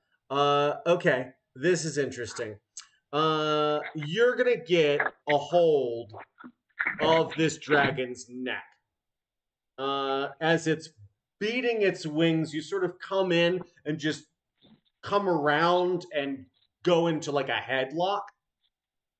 And grabbing around its neck sort of takes everything you've got. It sort of lifts you up off your feet a little bit. You've got a hold of this thing. It is grappled. You are holding it, but as it's sort of twisting against this wall of force behind it or on its back, it's sort of trapped in place here. And so you're just sort of like riding it and writhing with it as it's tossing and turning. Cool. I like it. So that is the first half of my extra attack. I would like to punch with advantage. Yeah, give him what. I get advantage from my grappler feat. Correct. Yeah. So actions, unarmed strike, the D8 one. All right. So it looks like 21 for the burst, or 21 to hit. 21 is going to hit.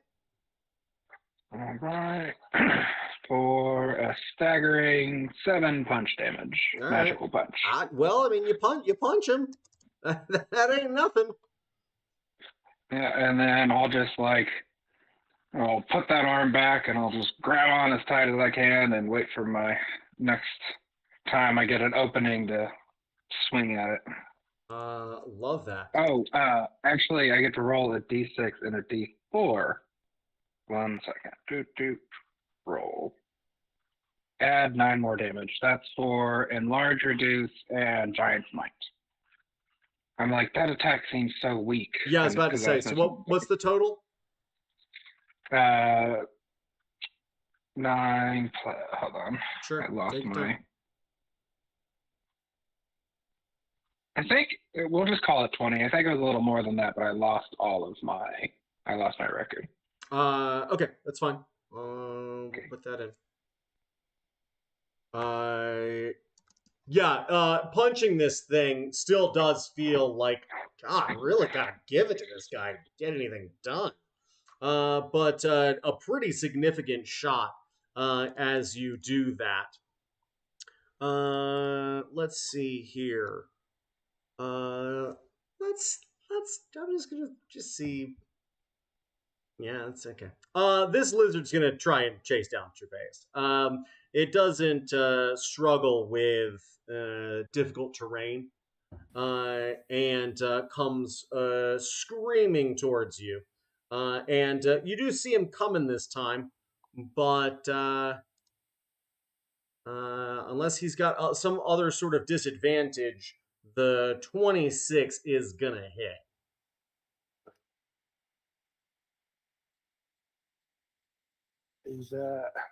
Can I use my reaction for anything?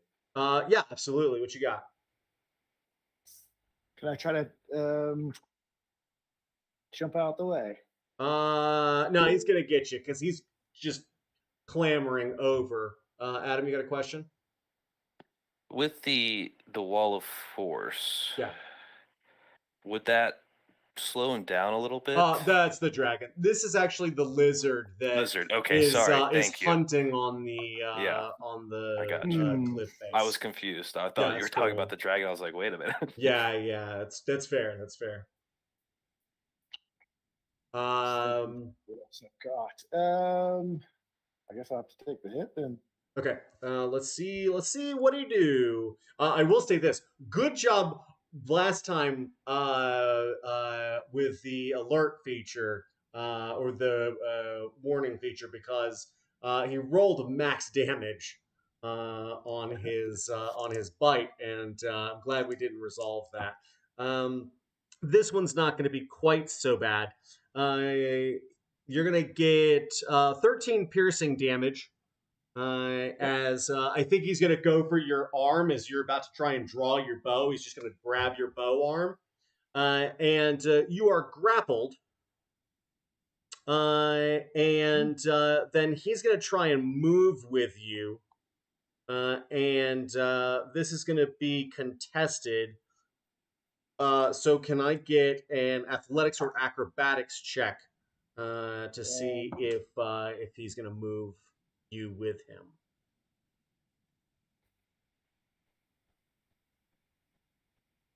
Acrobatics 18.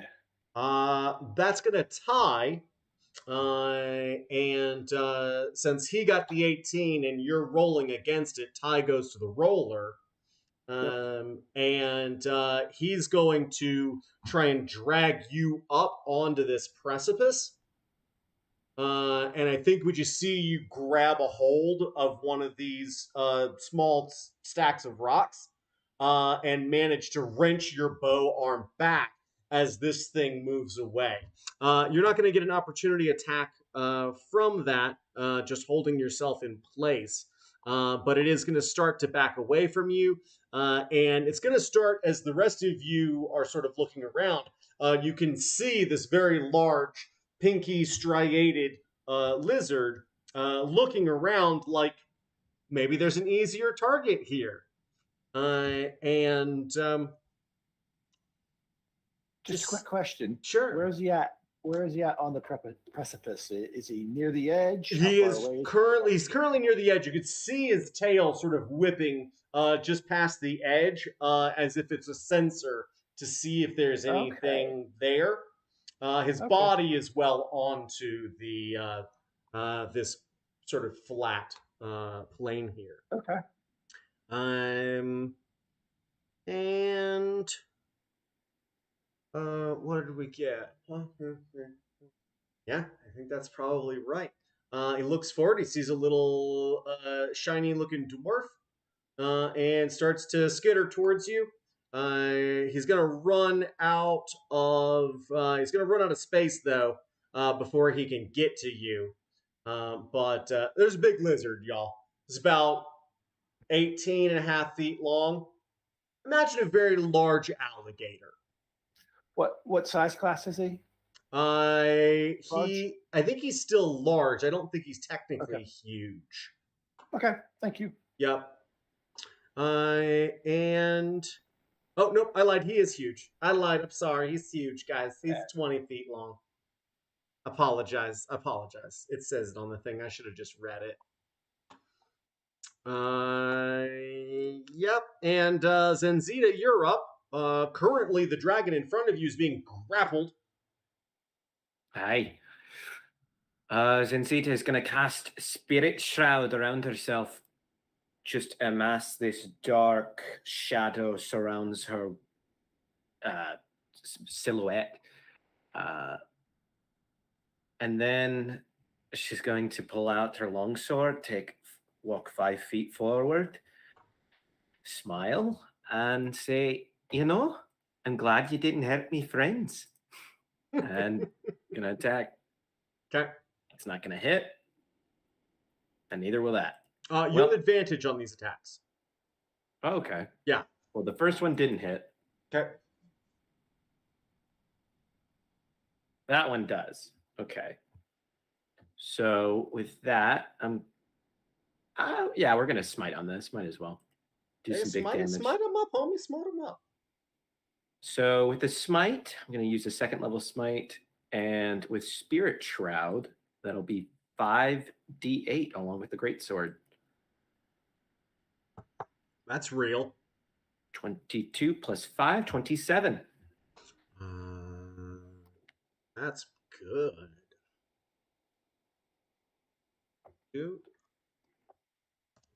Magnificent. Zendita's just going to turn around, notice there's this other big lizard in the room, just going to... Roll me an intimidation check. 18. Okay, let's... yeah, you do not like that. He looks... you roll up and take a shot at this dragon and hit, and then turn around, and we just see that blue beard and the blue streak of hair whip around and just growl at this thing, and you see its eyes start to, like, look one way and then the other, and it's like, no, you know what? Yeah, I'm gonna let you guys handle this. And looks like it's about to shove right off. Very nice. That'll end my turn. Amazing. Very nice there. Now I can get rid of this guy. And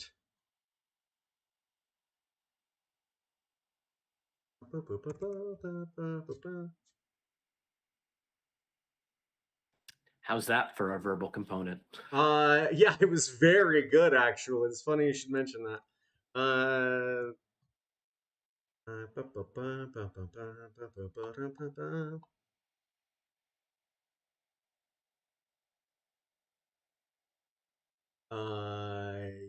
Yeah. Has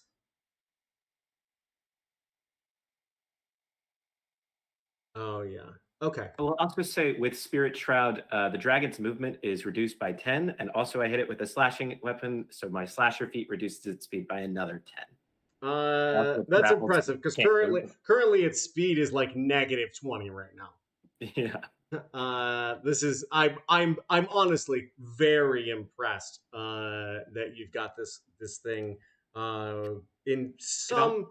I mean, he's got plenty of health left. There's plenty of time with this guy, but currently you've got him on the ropes. You got him in the corner. You also can't regain hit points. I don't know if that'll ever be a problem, but can't do it for this turn. Fair enough. He's got a few things to do there. Things do get very different very quickly, though, because Atlas, while you're holding on to this thing's neck, almost instantaneously, there's just nothing there, and you sort of drop down about 5 feet. Is he casting a spell to do this? It's an ability. It's not technically a spell. Okay. Yeah. And so it just sort of happens instantaneously. No verbal components or anything to let you know that you could do counter spell or something like that. But the scene changes a little bit. Anybody seen the Dark Crystal? Am I seeing the Dark Crystal? Yeah, good, great. You see what? Child of the 80s. Nice. You see what looks very much like a Skeksis. Sort of form. As it does, you see this wall of force move with it, and starts to sort of restrict its movements a little bit, but it needs only reach out enough that you see its staff, which looks like a bird's head, point out and aim at Connell. And a 25. Is 25 going to hit you?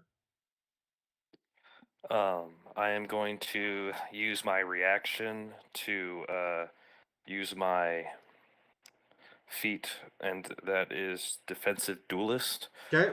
which gives me a +4 to my AC.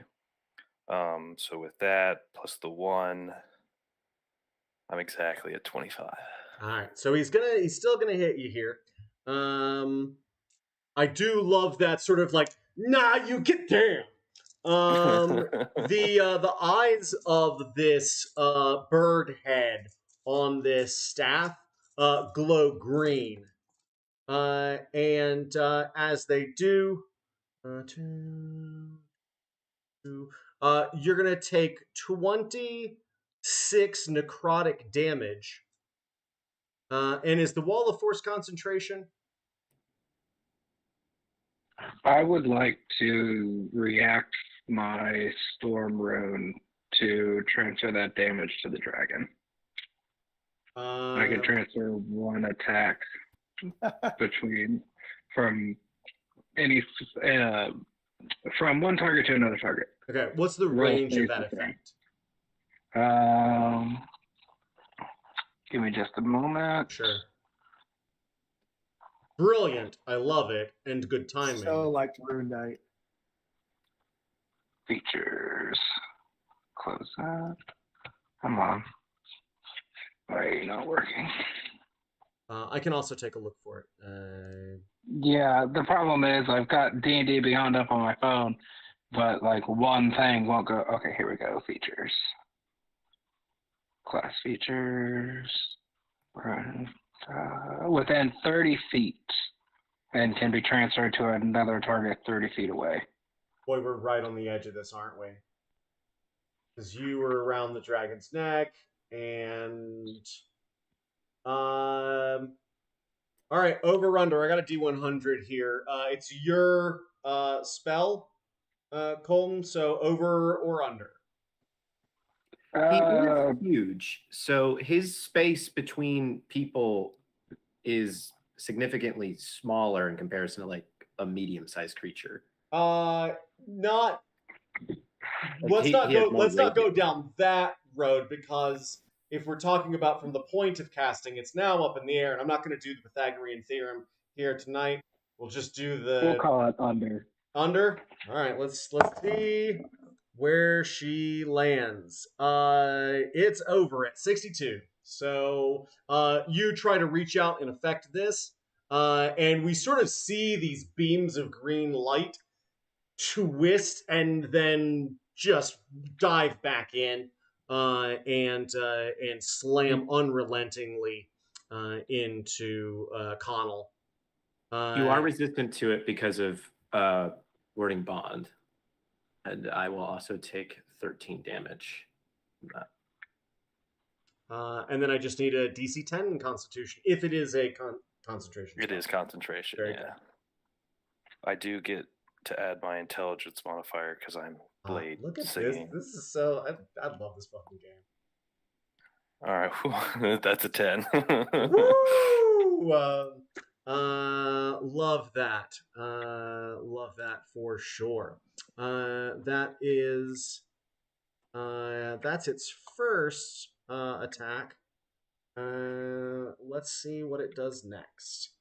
God, you know what? It might hammer. I think it's going to hammer you. You're the one impinging it. I think it has to focus this fire. The second attack, however, is going to miss you now that your armor class is bolstered. And it just sort of, you see these two other green beams of light off in front of you. And the last one, too, just. And as this blade song just swirls around you, this thing can't seem to get it done. And it squawks this awful sound, shrieking in this form. And Garak, you're up. What would you like to do?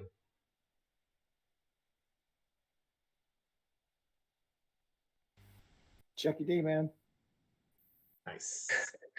Grok standing there, initially enamored by this dragon, no longer sees a dragon and sees a Correct. knight. Well, actually, you see a bird person. A gnarly, bird. gnarly looking bird person. A gnarly, gangly, hunchback looking Correct. bird person. 100%. And he's like, wait a minute. Something's not right. Yeah, it is And so restrained. initially- And so, or it is, I guess, technically grappled. Its movement is 0. Is all. I don't know the mechanics of it are a little on the edge here, but it can't go anywhere currently. And so he is standing there and sees these kind of doomsday I-beam shoot out at Connell, and he's innately his aspect of beast bull comes in, and he fears that if he doesn't do something, that he immediately is gonna lose some of his teammates, and so he snaps out of the full. He attempts to snap out of the full. What was he? With the dragon?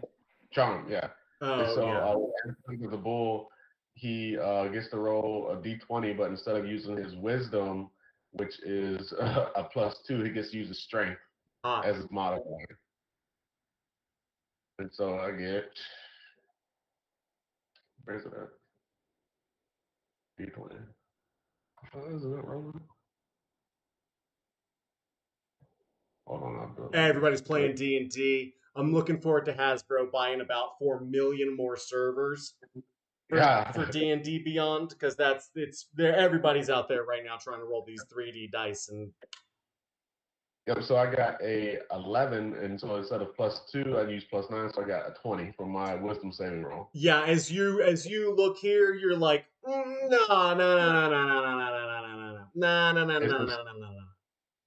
And so still enraged, I go for a reckless attack. Okay. With my great axe. I get a 25. That is definitely going to hit. All right. And so then my damage, yes. I got 16 for that hit. Okay. And I'm going to use my extra attack with the great axe again.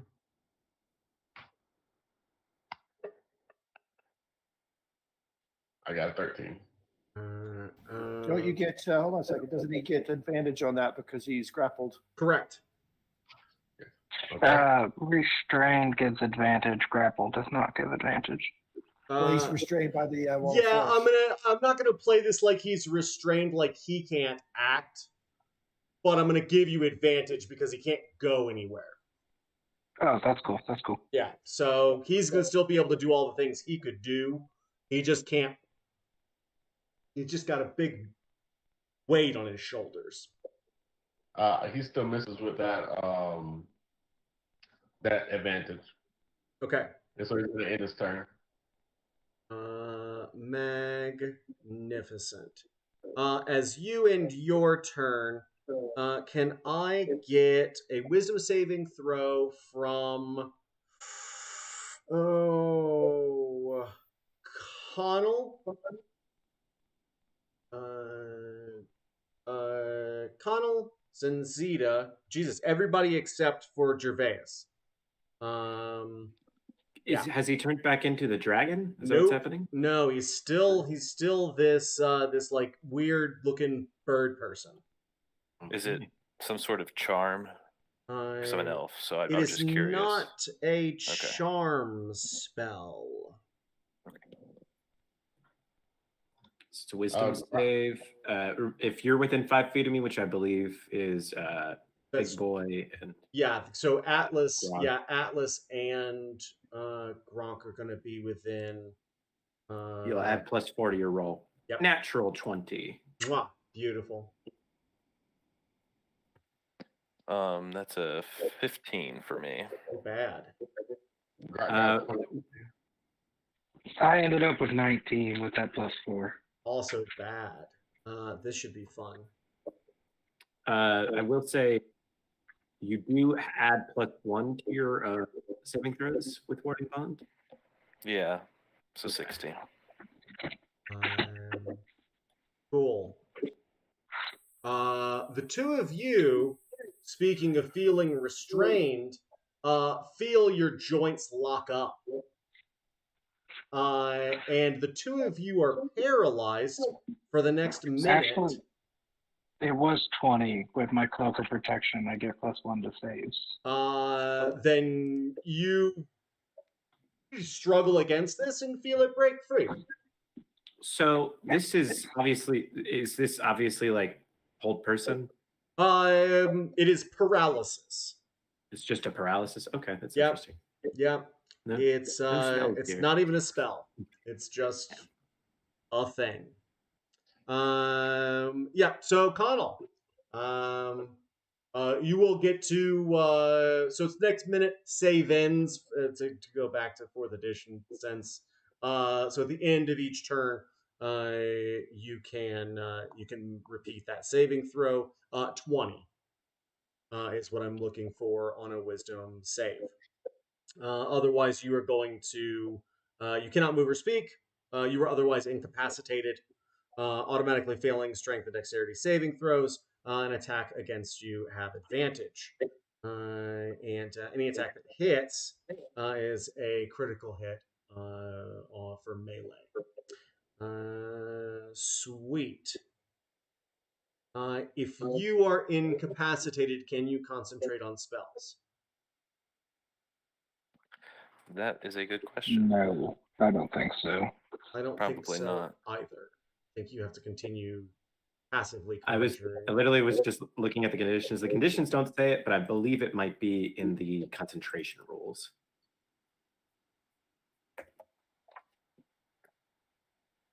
If he's standing very still, he's very concentrated. All right, concentration. Yeah, an incapacitated creature can't take actions or reactions.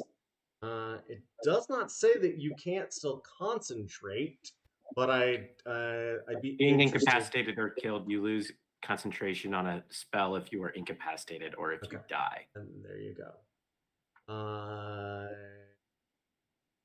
Sweet! Hey! Woo! We're back playing Dungeons and Dragons again. You hear a cackling of excitement as the swirling crystalline force holding this bird person in place dissipates. And as it does, you see it begin to raise up its arms, and as that happens, it back into a full size dragon, and the cackling bird sounds turn into deep chuffing dragon laughs, and pretty exciting, pretty exciting. And Gervais. Yes. Right. Where is that lizard? He is fucking off.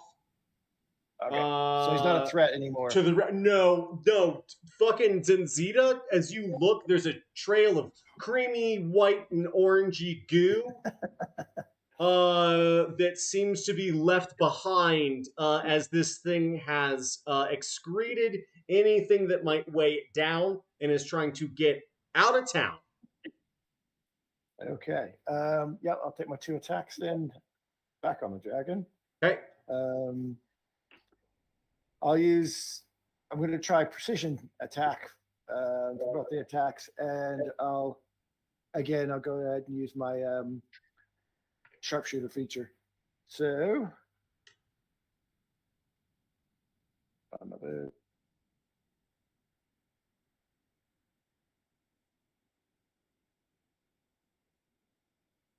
first attack.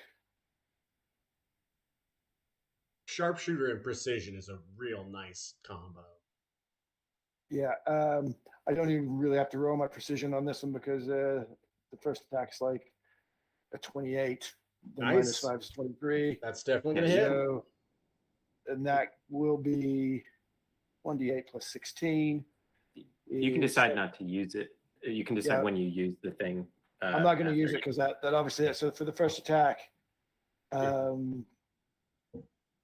why isn't that showing me my damage? 6, 13, 23 damage for the first attack. Beautiful. And then next one, let's see if this one hits without my precision. 14. That's 26. Again, that'll hit without precision. There you go. Minus 5. Finally. And then roll for damage. So that's 10 plus 10 is 20. 20 more damage. This is delicious. And then I'm going to pop down. Okay. As you pop up and like really dial in these shots, and then realize, nah, I got this. Bam, bam. We see 2 arrows fly up, and just like one under one clavicle and one under the other.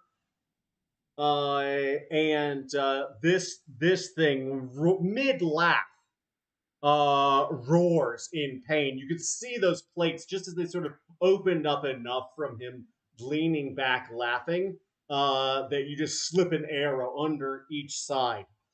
Choke on that, Skills. Yeah, beautifully done.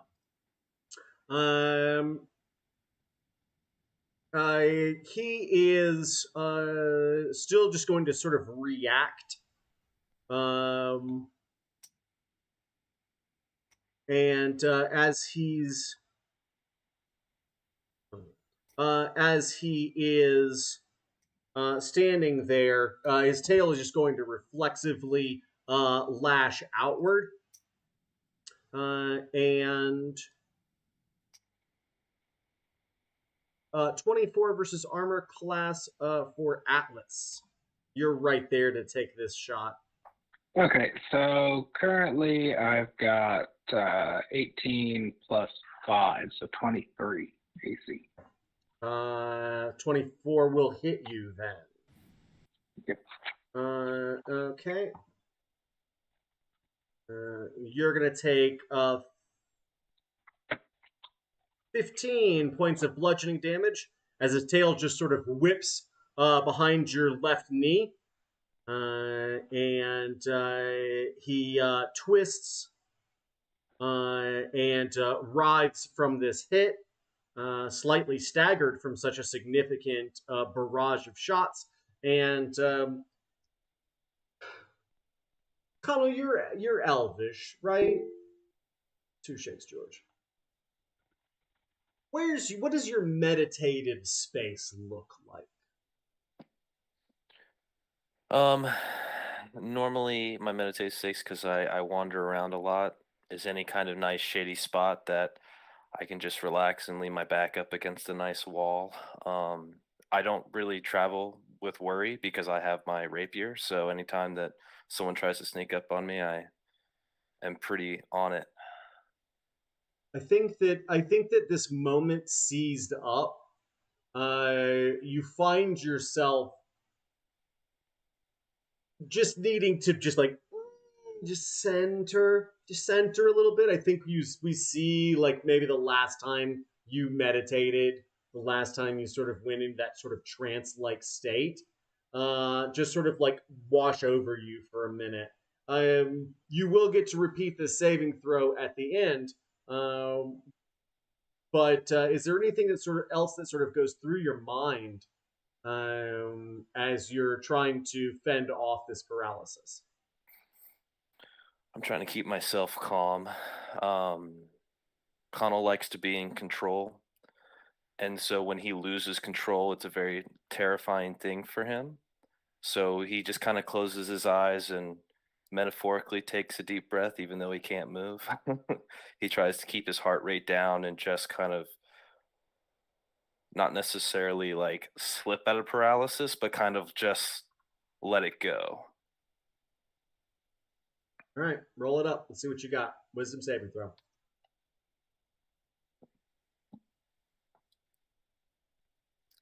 And so that is a 20 exactly. Nice. with the +1 from the As warding bond. As you relax and let this wash over you, we can almost hear your lungs fill as your body loosens and your joints unstiffen. That will end your turn, but you are no longer paralyzed. George, you had a question, comment, or secret ambition for me? I just wanted to use my Sentinel reaction to attack. Yeah, do it. Roll it up. Let's see what you got. I ended up with a 24, and I wanted to use the feat of a great weapon master. Mm. And so that was a -5, so 19 still hits, correct? 19 does hit, yes. So 24 -5, we get 19. And so then with that, I get a +10 to my great axe attack. Spicy. Why is it spicy? And I get 14 + 10, so 24. 24 damage. Yeah, he's reeling. He does not like this treatment at all. Magnificent. Atlas, you see Grok's response to this, and this dragon, now much more appropriately sized to grapple again, standing beside you. What would you like to do? All right. So in this case, since I still got it, you're just you'll see my arm, this brutally large arm. Now, in comparison to the dragon, I'm not the largest thing in the room, but you see this piston arm just draw back and just slam forward, like onto the vulnerable part of the neck and slam forward. And then you see me take a deep breath as my action surge kicks in, and you see me slam down 2 more piston strikes to the neck. And let's roll some attacks. Actions. Here we go. All right, first one is a 10. That misses. Mm-hmm. 15. Oh, no. That's okay. So I have advantage. So that is 2 rolls. 15 misses. So first attack miss. He's no longer restrained. So it's just gonna No. I get advantage on targets I'm grappling. Oh, you are grappling. Yeah. Did you hit him to grapple him? Yeah, in the very beginning. He's been grappled the whole time. In this turn, because to you were no longer grappling once he sort of turned into the bird person. Oh, okay. I missed that. All right. Yeah. Well, then, okay. So the first thing I will do, okay, scrap all of that then. The first thing I'm going to do is attempt to grapple again. So we'll go to skills here. And I got a 12. It's got a good chance. Oh, no. I get advantage. Okay. Get advantage. All right. I get a 30. It went from a 1 to a 19. 30. Yeah, you guys are dancing for a minute. But he almost runs out of cave here as you go to wrap him up again. I'm just following him around like an ogre with both my hands up. I think actually what ends up happening is you sort of grab his left arm. You can't get him around the neck this time. I think you sort of go in for the neck and you see him recoil. But that arm's still there. You move into that space and sort of come up over and sort of grab that arm. So you've got him sort of by that left big golden arm of his. We may definitely want him to be restrained. That'd be very beneficial. Right. Okay, so I've got him and he can't move again, at least for now. And then, so that first attack I missed, and we'll just take that die roll into the second part, into my extra attack, and make that miss. And then I'm still going to action surge and try and attack. Fair. 2 more times. Yeah, it's a great time to do that. All right, here we go. With advantage, 26 for the first hit. Get out of the way. Definitely going to do it.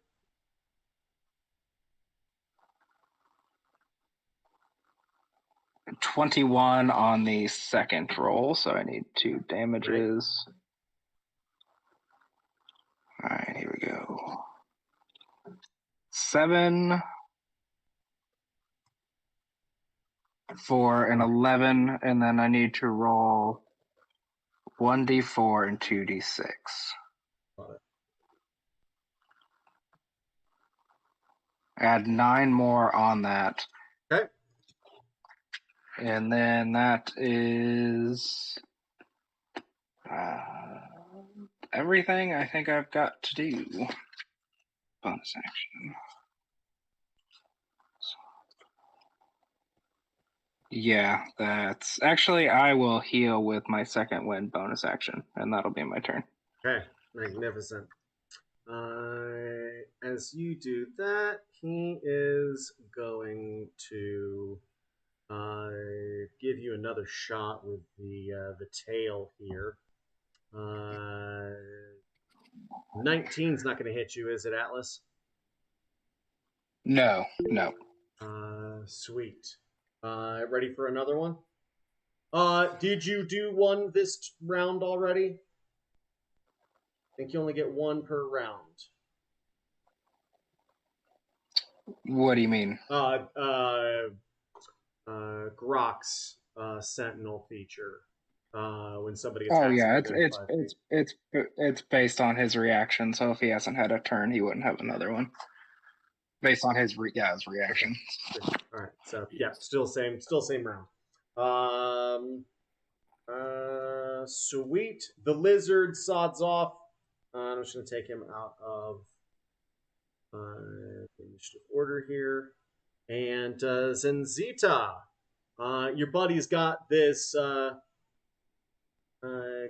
dragon grappled. I love the size disparity here because right now Atlas is in that like 20-foot category size-wise. The dragon obviously much larger than that, but still big enough to keep this thing held in place. So any attacks will be with advantage against him. What do you do, Zenzita? Zenzita is just going to hold her hand like to her chest and will use all of her lay on hands points on herself. Nice. It has not been a great time. This to heal for 45 points. Okay. That's pretty good. She doesn't really have a lot to do with a bonus action, but what she can do is cast. Nope. Can't. Nope. Yeah. She will look at the dragon squirming about, wrestling with Atlas there. I'll just say, look at you. You've been shape-shifting and turning into bird folk and into humans with weird eyes. And it's rubbish. We came in here to fight a dragon. Why haven't we seen any fire? Is there no fire in your belly, mate? Bring it on, bastard. This makes me very happy because it's literally what I was gonna do next. Bring it on. My turn. With the most significant air, y'all, the air literally changes aromas. It goes from that sort of like high karate, perfumed, musky, a little too much to start your day, scotchy, smoky aroma. And all of a sudden, the space begins to smell much more like a petrochemical refinery. And can I get a dexterity saving throw from Zenzita, Grok, and Connell, please? And Gervais with advantage, please. 19. I do have advantage because of my. Well, no, You- not. I think you get a Advantage. bonus. It's bonus, yeah. Yeah. 23. Biggest guy in the room, so close to the boss, doesn't get hit by the breath weapon. Well, you're still getting hit. That's not a. That was never a. Never. A question. 27. Good. And with danger sense, Grok got a 22 with advantage. That's great. You guys did great. I'm very proud of you. He says with a fistful of dice. That's correct. Okay.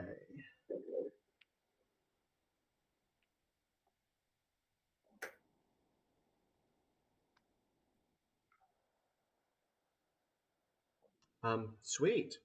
Exciting. It would be 60 points of fire damage for each of you. But Rebuke the violent. 30 is going to do it. How's that rebuking for you? Yes. How does that work with warding bond? I will take Half of mine? half of your half. Okay. So I take you'll- 15 you have- then. So you're going to take 15. You're going to take 45. I'm gonna take 45. He still dealt that amount. What kind of damage? 60. Radiant damage is the Radiant amount. He needs to damage. succeed a wisdom save of 16. Even if he That's a succeeds, he'll take half. It's a nat 20. He still takes half. Okay. He still takes 30 radiant damage. Silvery barbs. Roll that nat 20 again. Ooh, reroll that nat. All right. That's a 16 plus his bonus. Okay. That's all right. So a 20, Still good enough. 24. And then was the damage you were dealt? It is simply if he immediately after an attacker within 30 feet deals damage with an attack against a creature That's other than an you. attack. That is This true. is not an attack. So never mind. Whatever. Only think of it as an attack. Honestly, great fucking play. Real shame.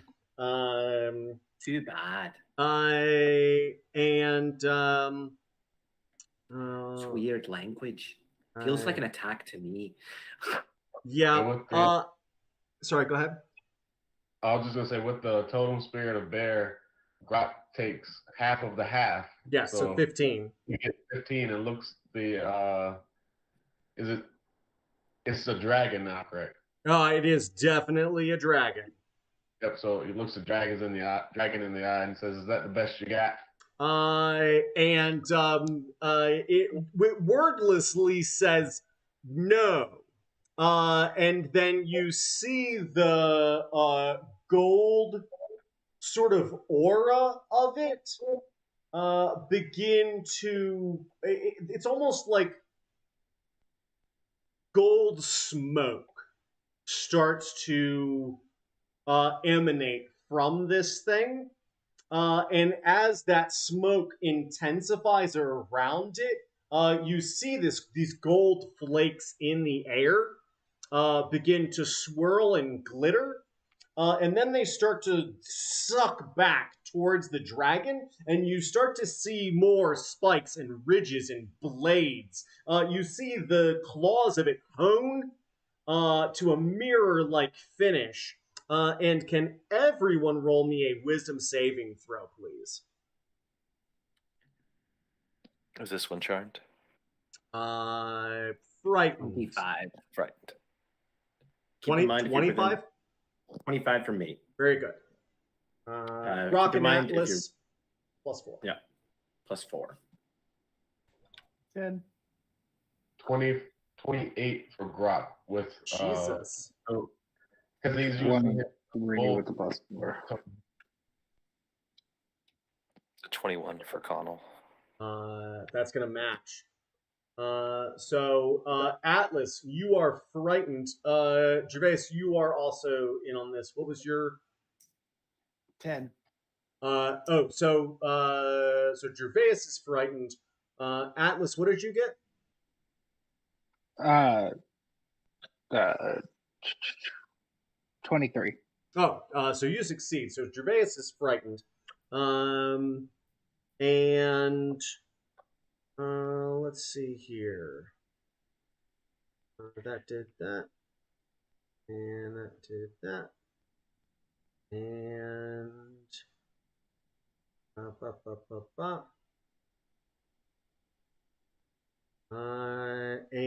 yeah, it looks more dangerous now.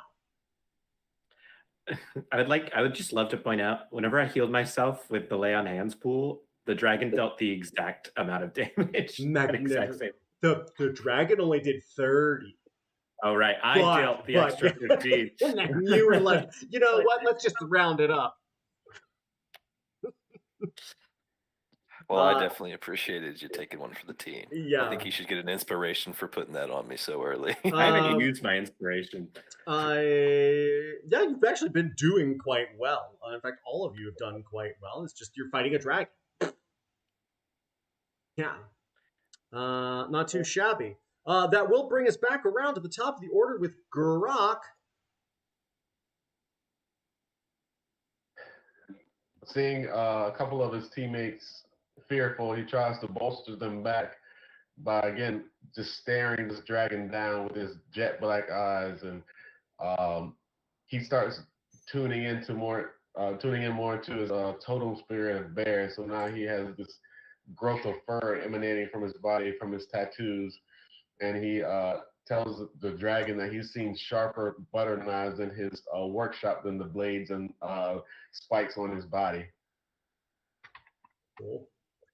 And as he does that, he will begin with his reckless attack, having advantage on that, as well as using the Great Weapon Master. So taking a -5 penalty off the top to hopefully get an additional 10 on my attack. See it. Damn it. So we get on the first 28, nat 20. A First nat 20. A nat 20. All right.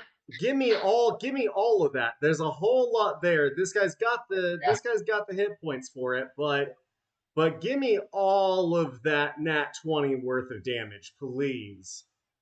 So what you're gonna do is you're gonna double your weapon dice and maximize it. Then you're gonna add the +10 for your great weapon. Okay. Anything else you got? Tack no, onto that? Oh, yes. What you got? Sorry. You got a little rage damage. Yeah, so I have +3 for the rage, and then for the Great Weapon Mastery, That's the 10, right? Yep, that was 10, but it also has, where's it at? Critical. When you score a critical hit with a melee weapon or reduce them to 0, you can make one more melee attack as a bonus action, so I'll have 3 attacks total against them. Okay. And then also for my class feature, I have It's hot. It's so hot. I love it. It's delicious. I have sorry. All right. I have one more for my critical. Brutal critical. Yeah. Brutal critical. So you can roll one additional weapon damage die when determining the extra damage. So I'll have 3 d12s plus 8. So hang on. So it's 36 plus 8, 44. And then plus 3. 47 plus 10, Plus 10 57. And that's on that first attack. Give me 57 worth of damage, very detailed, what this hit looks like, please. So I am still very close to this dragon as he's continually shifting back and forth between this bird creature to the dragon and bird creature to the dragon, but I never back away, and I continually look in this dragon's eye and just try to degrade him and debase him down and my intimidation is not no longer working. So I'd say I'm going to use my actions instead of my words from now on. And I take my axe, and the same eye I've been staring in this whole time. I take my axe and swing it around my back with a huge cleave and bring it down onto his eye. I love this. Oh, I love this. This is yeah, As I no. bring it to his eye, as I bring it to his Yeah. eye, You're not going to get a dexterity saving throw on this one. You cut through the lid and into the eye, and as that eye pops, you are going to take some damage. You will be reduced because of your ability here, but it is boiling hot as it comes spraying out. It's going to be 18, 20. It's going to be 24 points essentially of fire damage. But because of your rage, you'll half that. So 12. And it begins to just ooze this bubbling liquid, and now it is writhing around. Can I get a strength saving throw from Atlas, please? Because this thing is going to twist and writhe and try and break away as this happens. You got this, Atlas. I try to bolster him up to get an advantage. Let's see if we can do it. All right, so I got a 24 on my strength check with advantage from my giant size and whatever else we've got. 26 from the dragon. It's going to break out of that grab as it reels against this attack. Zenzita, you're actually going to get an attack of opportunity. So if you want to go ahead and roll that up, and let's also resolve the rest of the attacks from Grok. You got 2 more there, and it looks like Connell's got something loaded in the bag too.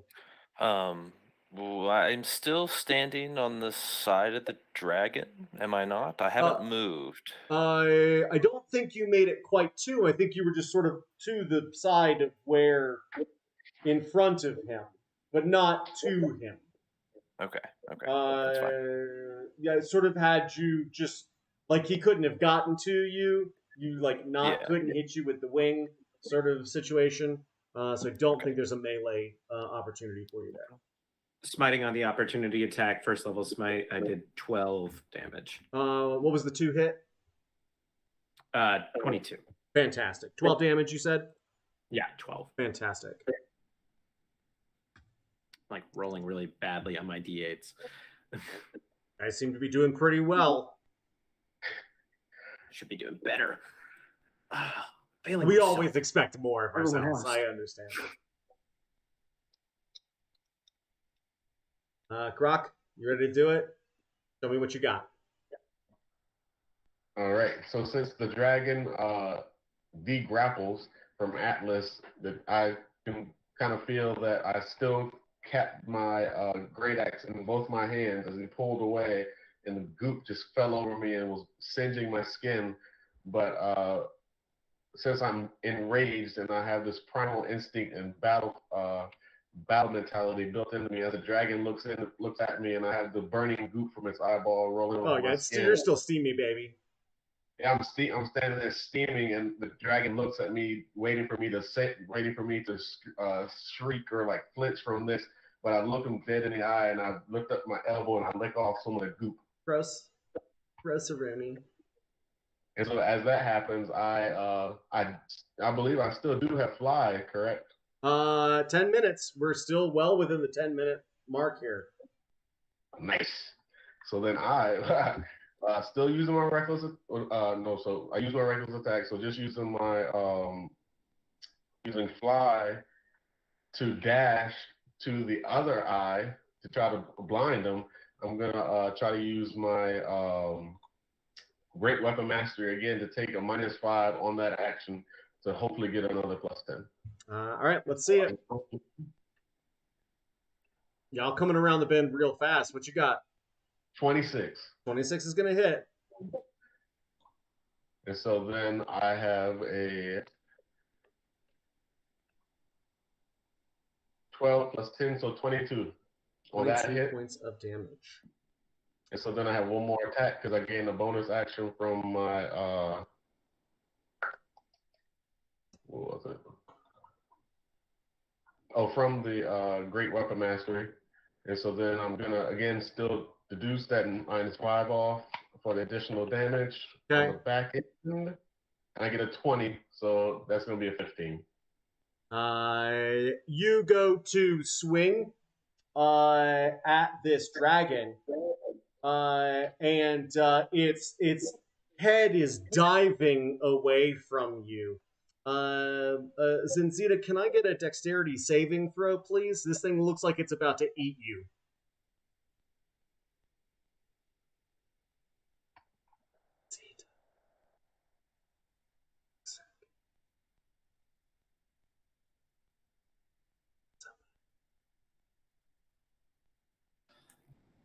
I need a what saving throw? Dexterity, please. Okie dokie. What's happening? There's a dragon face. It's coming towards your body very quickly with its mouth open. I'm going to use an inspiration. Okay, that didn't work. Oh well. 14. It's pretty horrifying. As you look up and see this dragon's maw open, its tongue glittering with gold, lolling out as it comes down, and there's just nowhere for you to go. And then this thing you're standing right here, just funk. And then nothing happens. There's a soft exhalation of petrochemicals. It smells bad. It's hard to breathe. And Atlas, you feel the claws, the razor sharp golden mirror edged claws in your hand go limp. And before you see its body cascade behind its head as you have killed a golden dragon. It lays dead before you. And as you look up into its maw, you can see these golden sort of they're not quite orbs. They're more, you guys know the little clacking magnets that sort of together? They look like that made of gold. Inside of its throat. At the top of its neck. And as its body hits the ground, you see a puff of dust and swirl of gold flake in the air. And all you hear now is the rushing of water from the river far below you. I call the golden balls. You don't know they're there yet. But yeah. It's very hot. They're almost as big as you are, Zenzita. I don't think Zenzita fully processes that this dragon's dead and is fully thinking that it's trying to eat her. So she's just going to be hacking her way out of this thing's mouth. I was gonna say when Grok saw Zenzita going to be eaten, he used his sentinel reaction and threw his javelin into the mouth of the dragon as it was coming down on Zenzita. Oh, that's the last thing you need, Zenzita, is that as you start to you just see like thunk from behind the jaw. You see a silvery barb, as it were, come launching through into its mouth at an angle, and you're like, what the? And then you see rocks as out from the teeth up in the air, and realize that this thing there's no inhalation, there's no breath. Yeah, without a doubt, at this point, all of you realize you've bested this dragon. That's right. That's right. I pull the javelin out and I stick my sword through where it was, and then just pull down, Okay. just exit. And I thought this thing smelt bad on the outside. All right, yeah, it's a good thing it's at the end of the game. I can't give you inspiration anymore. If you guys want to give me just a second, there is a one of my favorite little guides here. Is actually the Monster Harvester Handbook. It is I would say abridged offering for what you can. That's for what you can find here on certain creatures. And let's see here.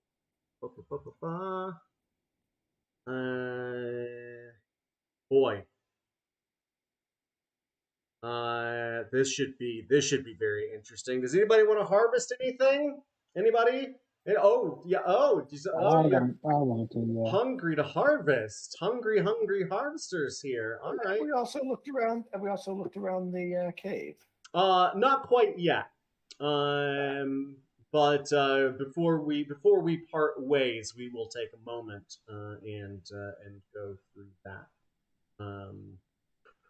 But let us begin. Let us begin to eat the elephant one bite at a time. I will say but one thing, and that is that harvesting from a dragon can be precarious. So be wise and be careful. Let's just go through initiative. To the victor goes the spoiled Grok. What would you like to try and harvest from this dragon? You have many options. I will say that teeth and claws and tongue and horn and whisker in this case are all sort of fair game. You don't have to roll to collect those things. Scales and liver and eyes and heart, gizzard and draconis fundamentum all take increasingly more difficult checks and have some potential for great reward and great pain. Rock, seeing seeing the trouble that they went through, looks down at his greatsword that he's holding and is like, "This will not do anymore," and kind of throws it down and looks at the dragon and wants to see what can he take to make a even greater great axe. A couple of claws would make for a very, very intimidating axe. That's for sure. You could find a way to forge two talons together, like a crescent on one side, and take another talon and make it into a sort of hooked blade on the other. It would be a monumental weapon for sure. And he would also wonder if he would be able to get the other eye that he tried to go for as well. It's bigger than you are. That's for sure. And would need transporting it would be your first concern. Getting it out's not so much a concern. You can do that with a little bit of time and wherewithal. But then you've just got the eye. It is also only good for 2 days, so I don't know that that's probably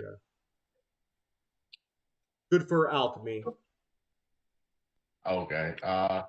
And then does he know about the 2 metal balls or no? Roll me a history, nature, or arcana check. History, nature, arcana. All of it. Whichever one you like. Oh my God, it was on the 18. I got a 4. Not so much. Focused on the claws. I think that's where we're gonna Rock move is on. going to take the claws. You're gonna have quite the weapon. Gervais.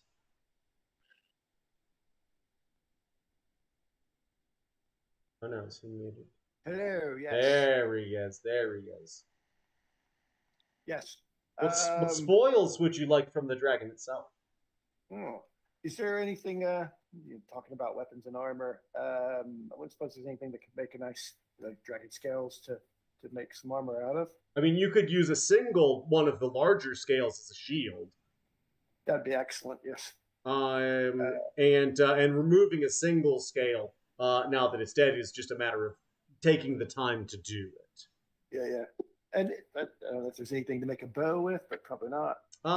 There's dragon sinew. The claws. Now that a few of the talons have been removed, 2 of them to make the blade, the claw and the thumb to make the hook on the other side. You could retrieve some sinew and make a very dangerous bow. Would you like to roll a survival check? Yeah, let's do that. All right, give me a survival check. Hold on, let me get back onto D&D Beyond. What else for some reason? Survival.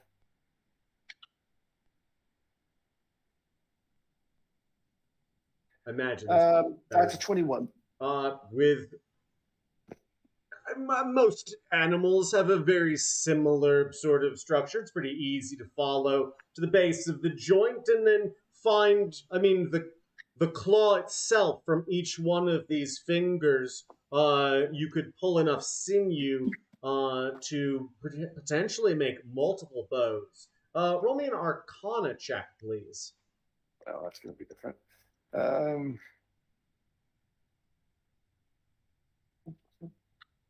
I'm going to use I've got 15, but can I use my inspiration?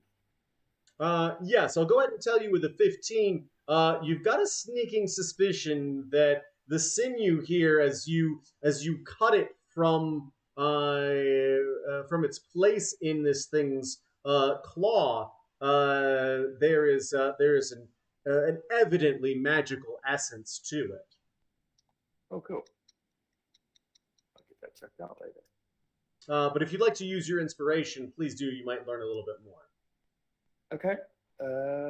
One more roll. That's a 14. Okay.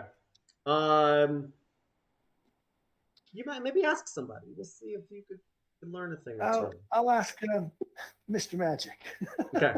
Let's move over then to Connell. Let's begin with what is your bonus to Arcana? I have +4.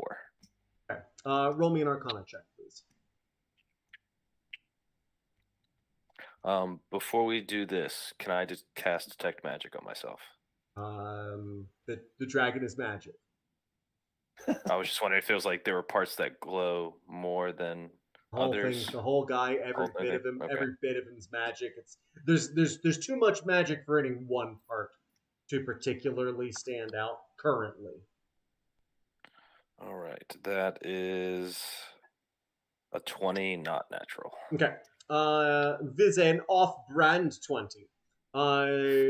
That sinew would make a very interesting bowstring. And you'd have to use a very particular sort of metal or magically protected wood because whatever it would launch from that bow would become engulfed in flames. Mechanically, if you are able to create such a bow, you would add an extra d6 of fire damage to any attack using it. It would be considered a magical attack as well. No additional bonus to hit, though.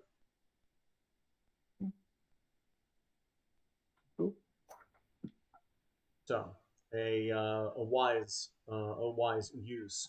Connell, what would you like to take from the dragon? Let's see here. What can I take? What would help me as I think that I'm gonna roll with your Arcana check. There, it's very good. It would make sense that you would not be the only thing you knew about from this dragon. The gizzard, the liver, and the Draconis fundamentum. These are the prizes to be had, and the heart, of course. Unfortunately, the liver's eyes and the heart. It's going to probably take more than 2 days for you to get back to town from here. The gizzard's going to last 3 days, and the Draconis fundamentum similarly. But you also know how particularly dangerous harvesting those things are even after a dragon. Let me ask you this. Certainly. If I were to cast... Oh, hold on, let me find the spell. Teleportation circle. That's a 5th level spell. I used my 5th level spell, sadly. My spell slot. You would have a day. Oh, okay, that's true. I could rest. So we could get whatever back to the village pretty quickly. That's fair. What I was gonna ask is if I could cast Resilient Sphere around the Draconin to see it, because that engulfs it, and it's not a large. Well, it is large, but it's up to a large creature, and they're not more than 10 feet. They're a good 2.5 feet apiece. Mm-hmm. Yeah, I mean, they are glandular, so you have to be very careful extracting them.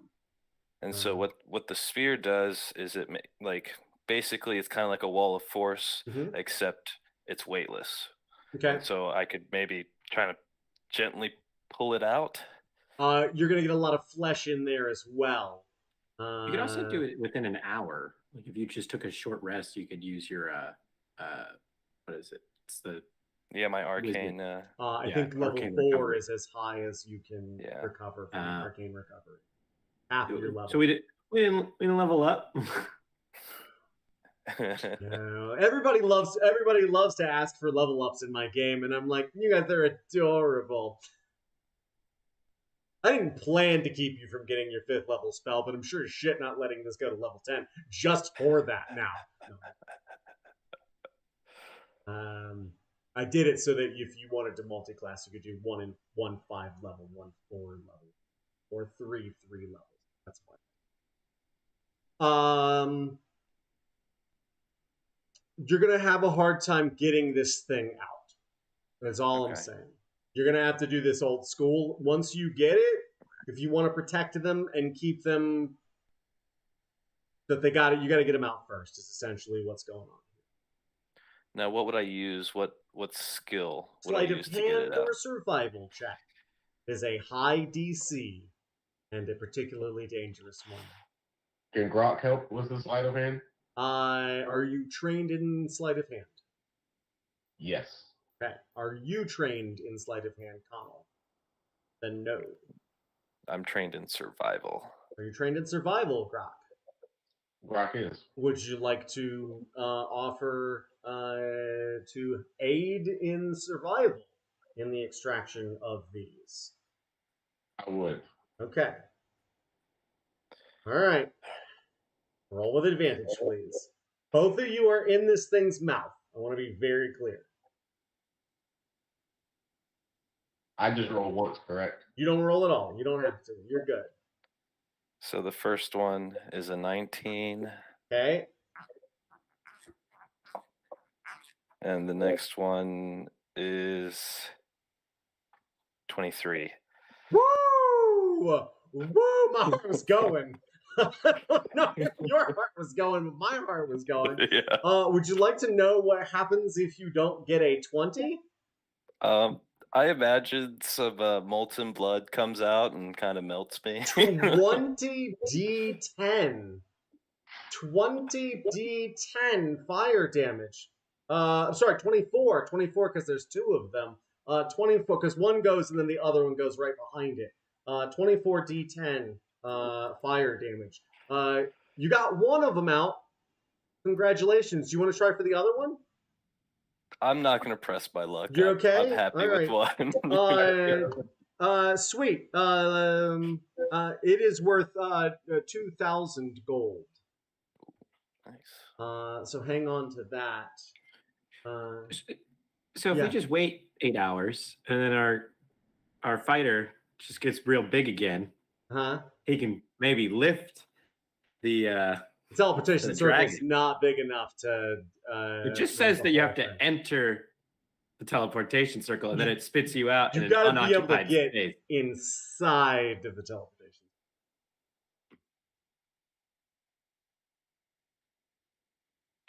Just a giant shows up, teleports you in like has some to wizard's tower. Get into, all of you. Can we cast reduce on the dragon? Yeah, I was gonna say I could cast reduce. It's still gonna be huge. It's Yeah. just yeah. Sweet. You have a Draconis Fundamentum in your possession now, worth 2,000 gold. You got some claws and whatnot. Definitely more useful as trophies or, in Brock's case, practical items. Atlas, you want to take any goodies? So Atlas still in his full-size dragon turtle-esque form. You'll just see him go to like the midsection underneath that. He'll just throw the shoulder out of the way and then just start burrowing inside to try and get to the heart. Okay. Or some other organ to like eat it, and you got some good stuff in here. Yeah. Liver, gizzard, and heart. You getting up in there? Yeah, we'll go for the heart. I'll just take a big chunk out of the heart. Okay. This is like primal dragon turtle versus turtle kind of ritual thing. Very exciting. Through the beginning of history, when the first dragon turtle was bullied by the dragon. Sweet. This is how it has been. I absolutely love it. This is magnificent. Can I get a dexterity saving throw from Grok and from Connell, please?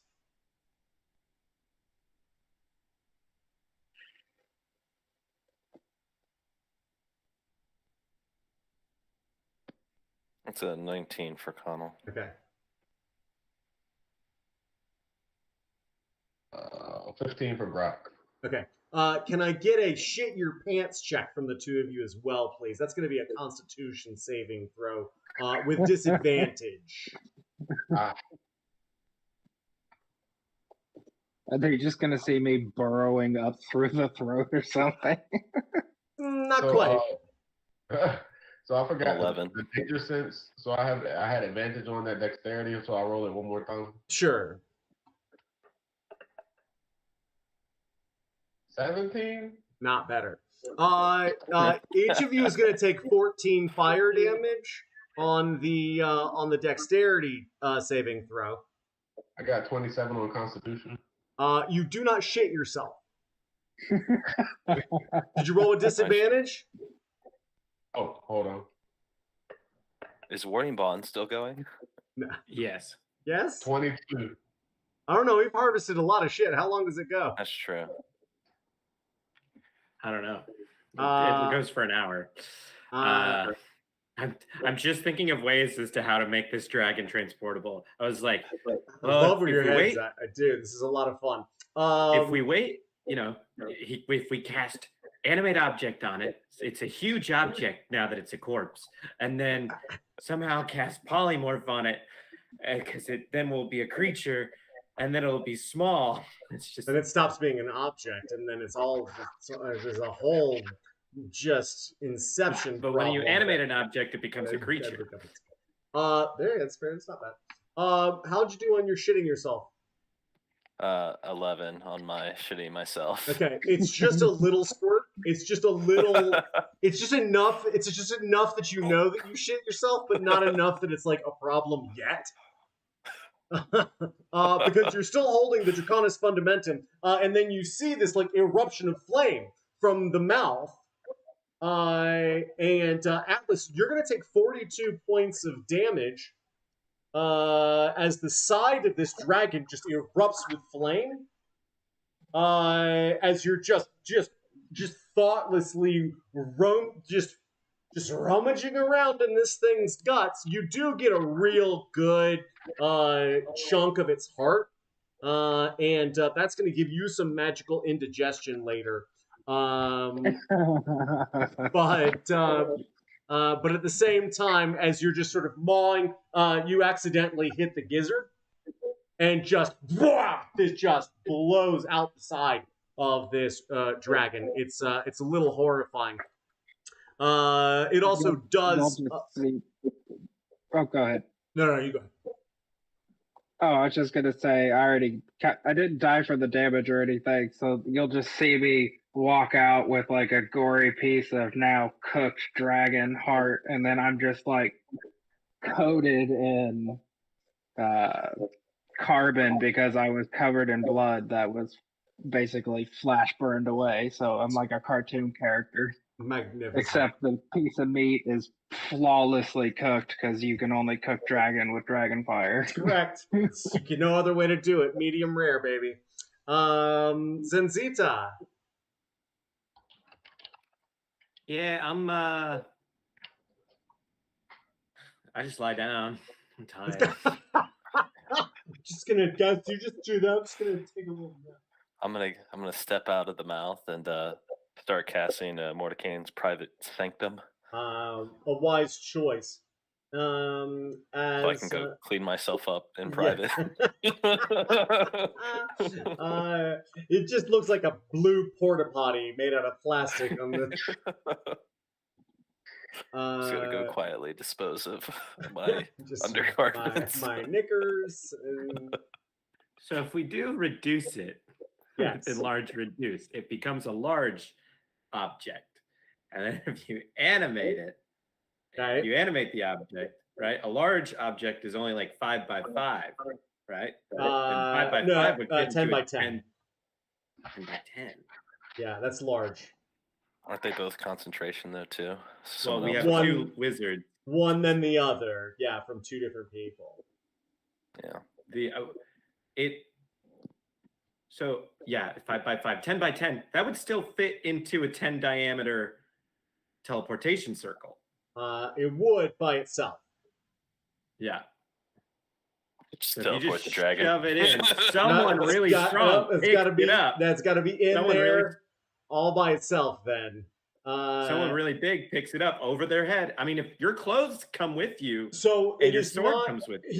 Here's the difference here. Fundamentally, if that was a portal, that was a 10-foot radius portal, you could shove it through. Problem is, you've got a teleportation circle, which you have to do all the lines for, and then you got to get into the middle of it, and then from the inside finish it, or someone else has to finish it from the outside. Yeah, so we just get our barbarian to lug this thing over its head after it's reduced and sized, and then he steps onto the thing. That sounds like about 15 feet, which is beyond the realm of the. It's just okay. So some of it's cut off. Some of it's cut off, and then we pick up, and then we just bring the rest of it. We can cut its tail off. That'll give us a good, Yeah, if we cut the tail off, I think if you guys are gonna have to really chop this thing up, and then sort of deal with individual pieces, and then it's a real process. I love where your brain's at. It's a lot of fun. I just want to bring this thing just to market. Just bring it to market. You're gonna fuck up some real serious economies around here.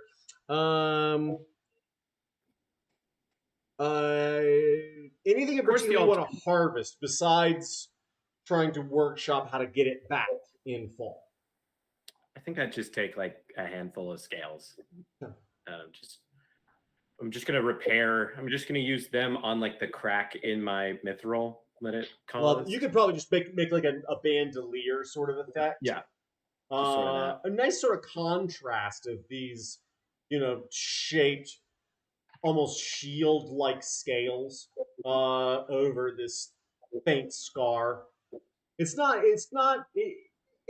horrendous, the damage, but it's enough that, like, ooh, god damn, that's my family armor. Damn. I just got this polished last week. Hadn't been polished in 1,000 years. What are you talking about? Doesn't need to. Yeah, usually. Yeah, as we go through and see y'all cleave and hack and extract hither and yon delicious little bits of dragon. I think that, yeah, as Enzita, you're probably the first one to just sort of lay down and be like, damn.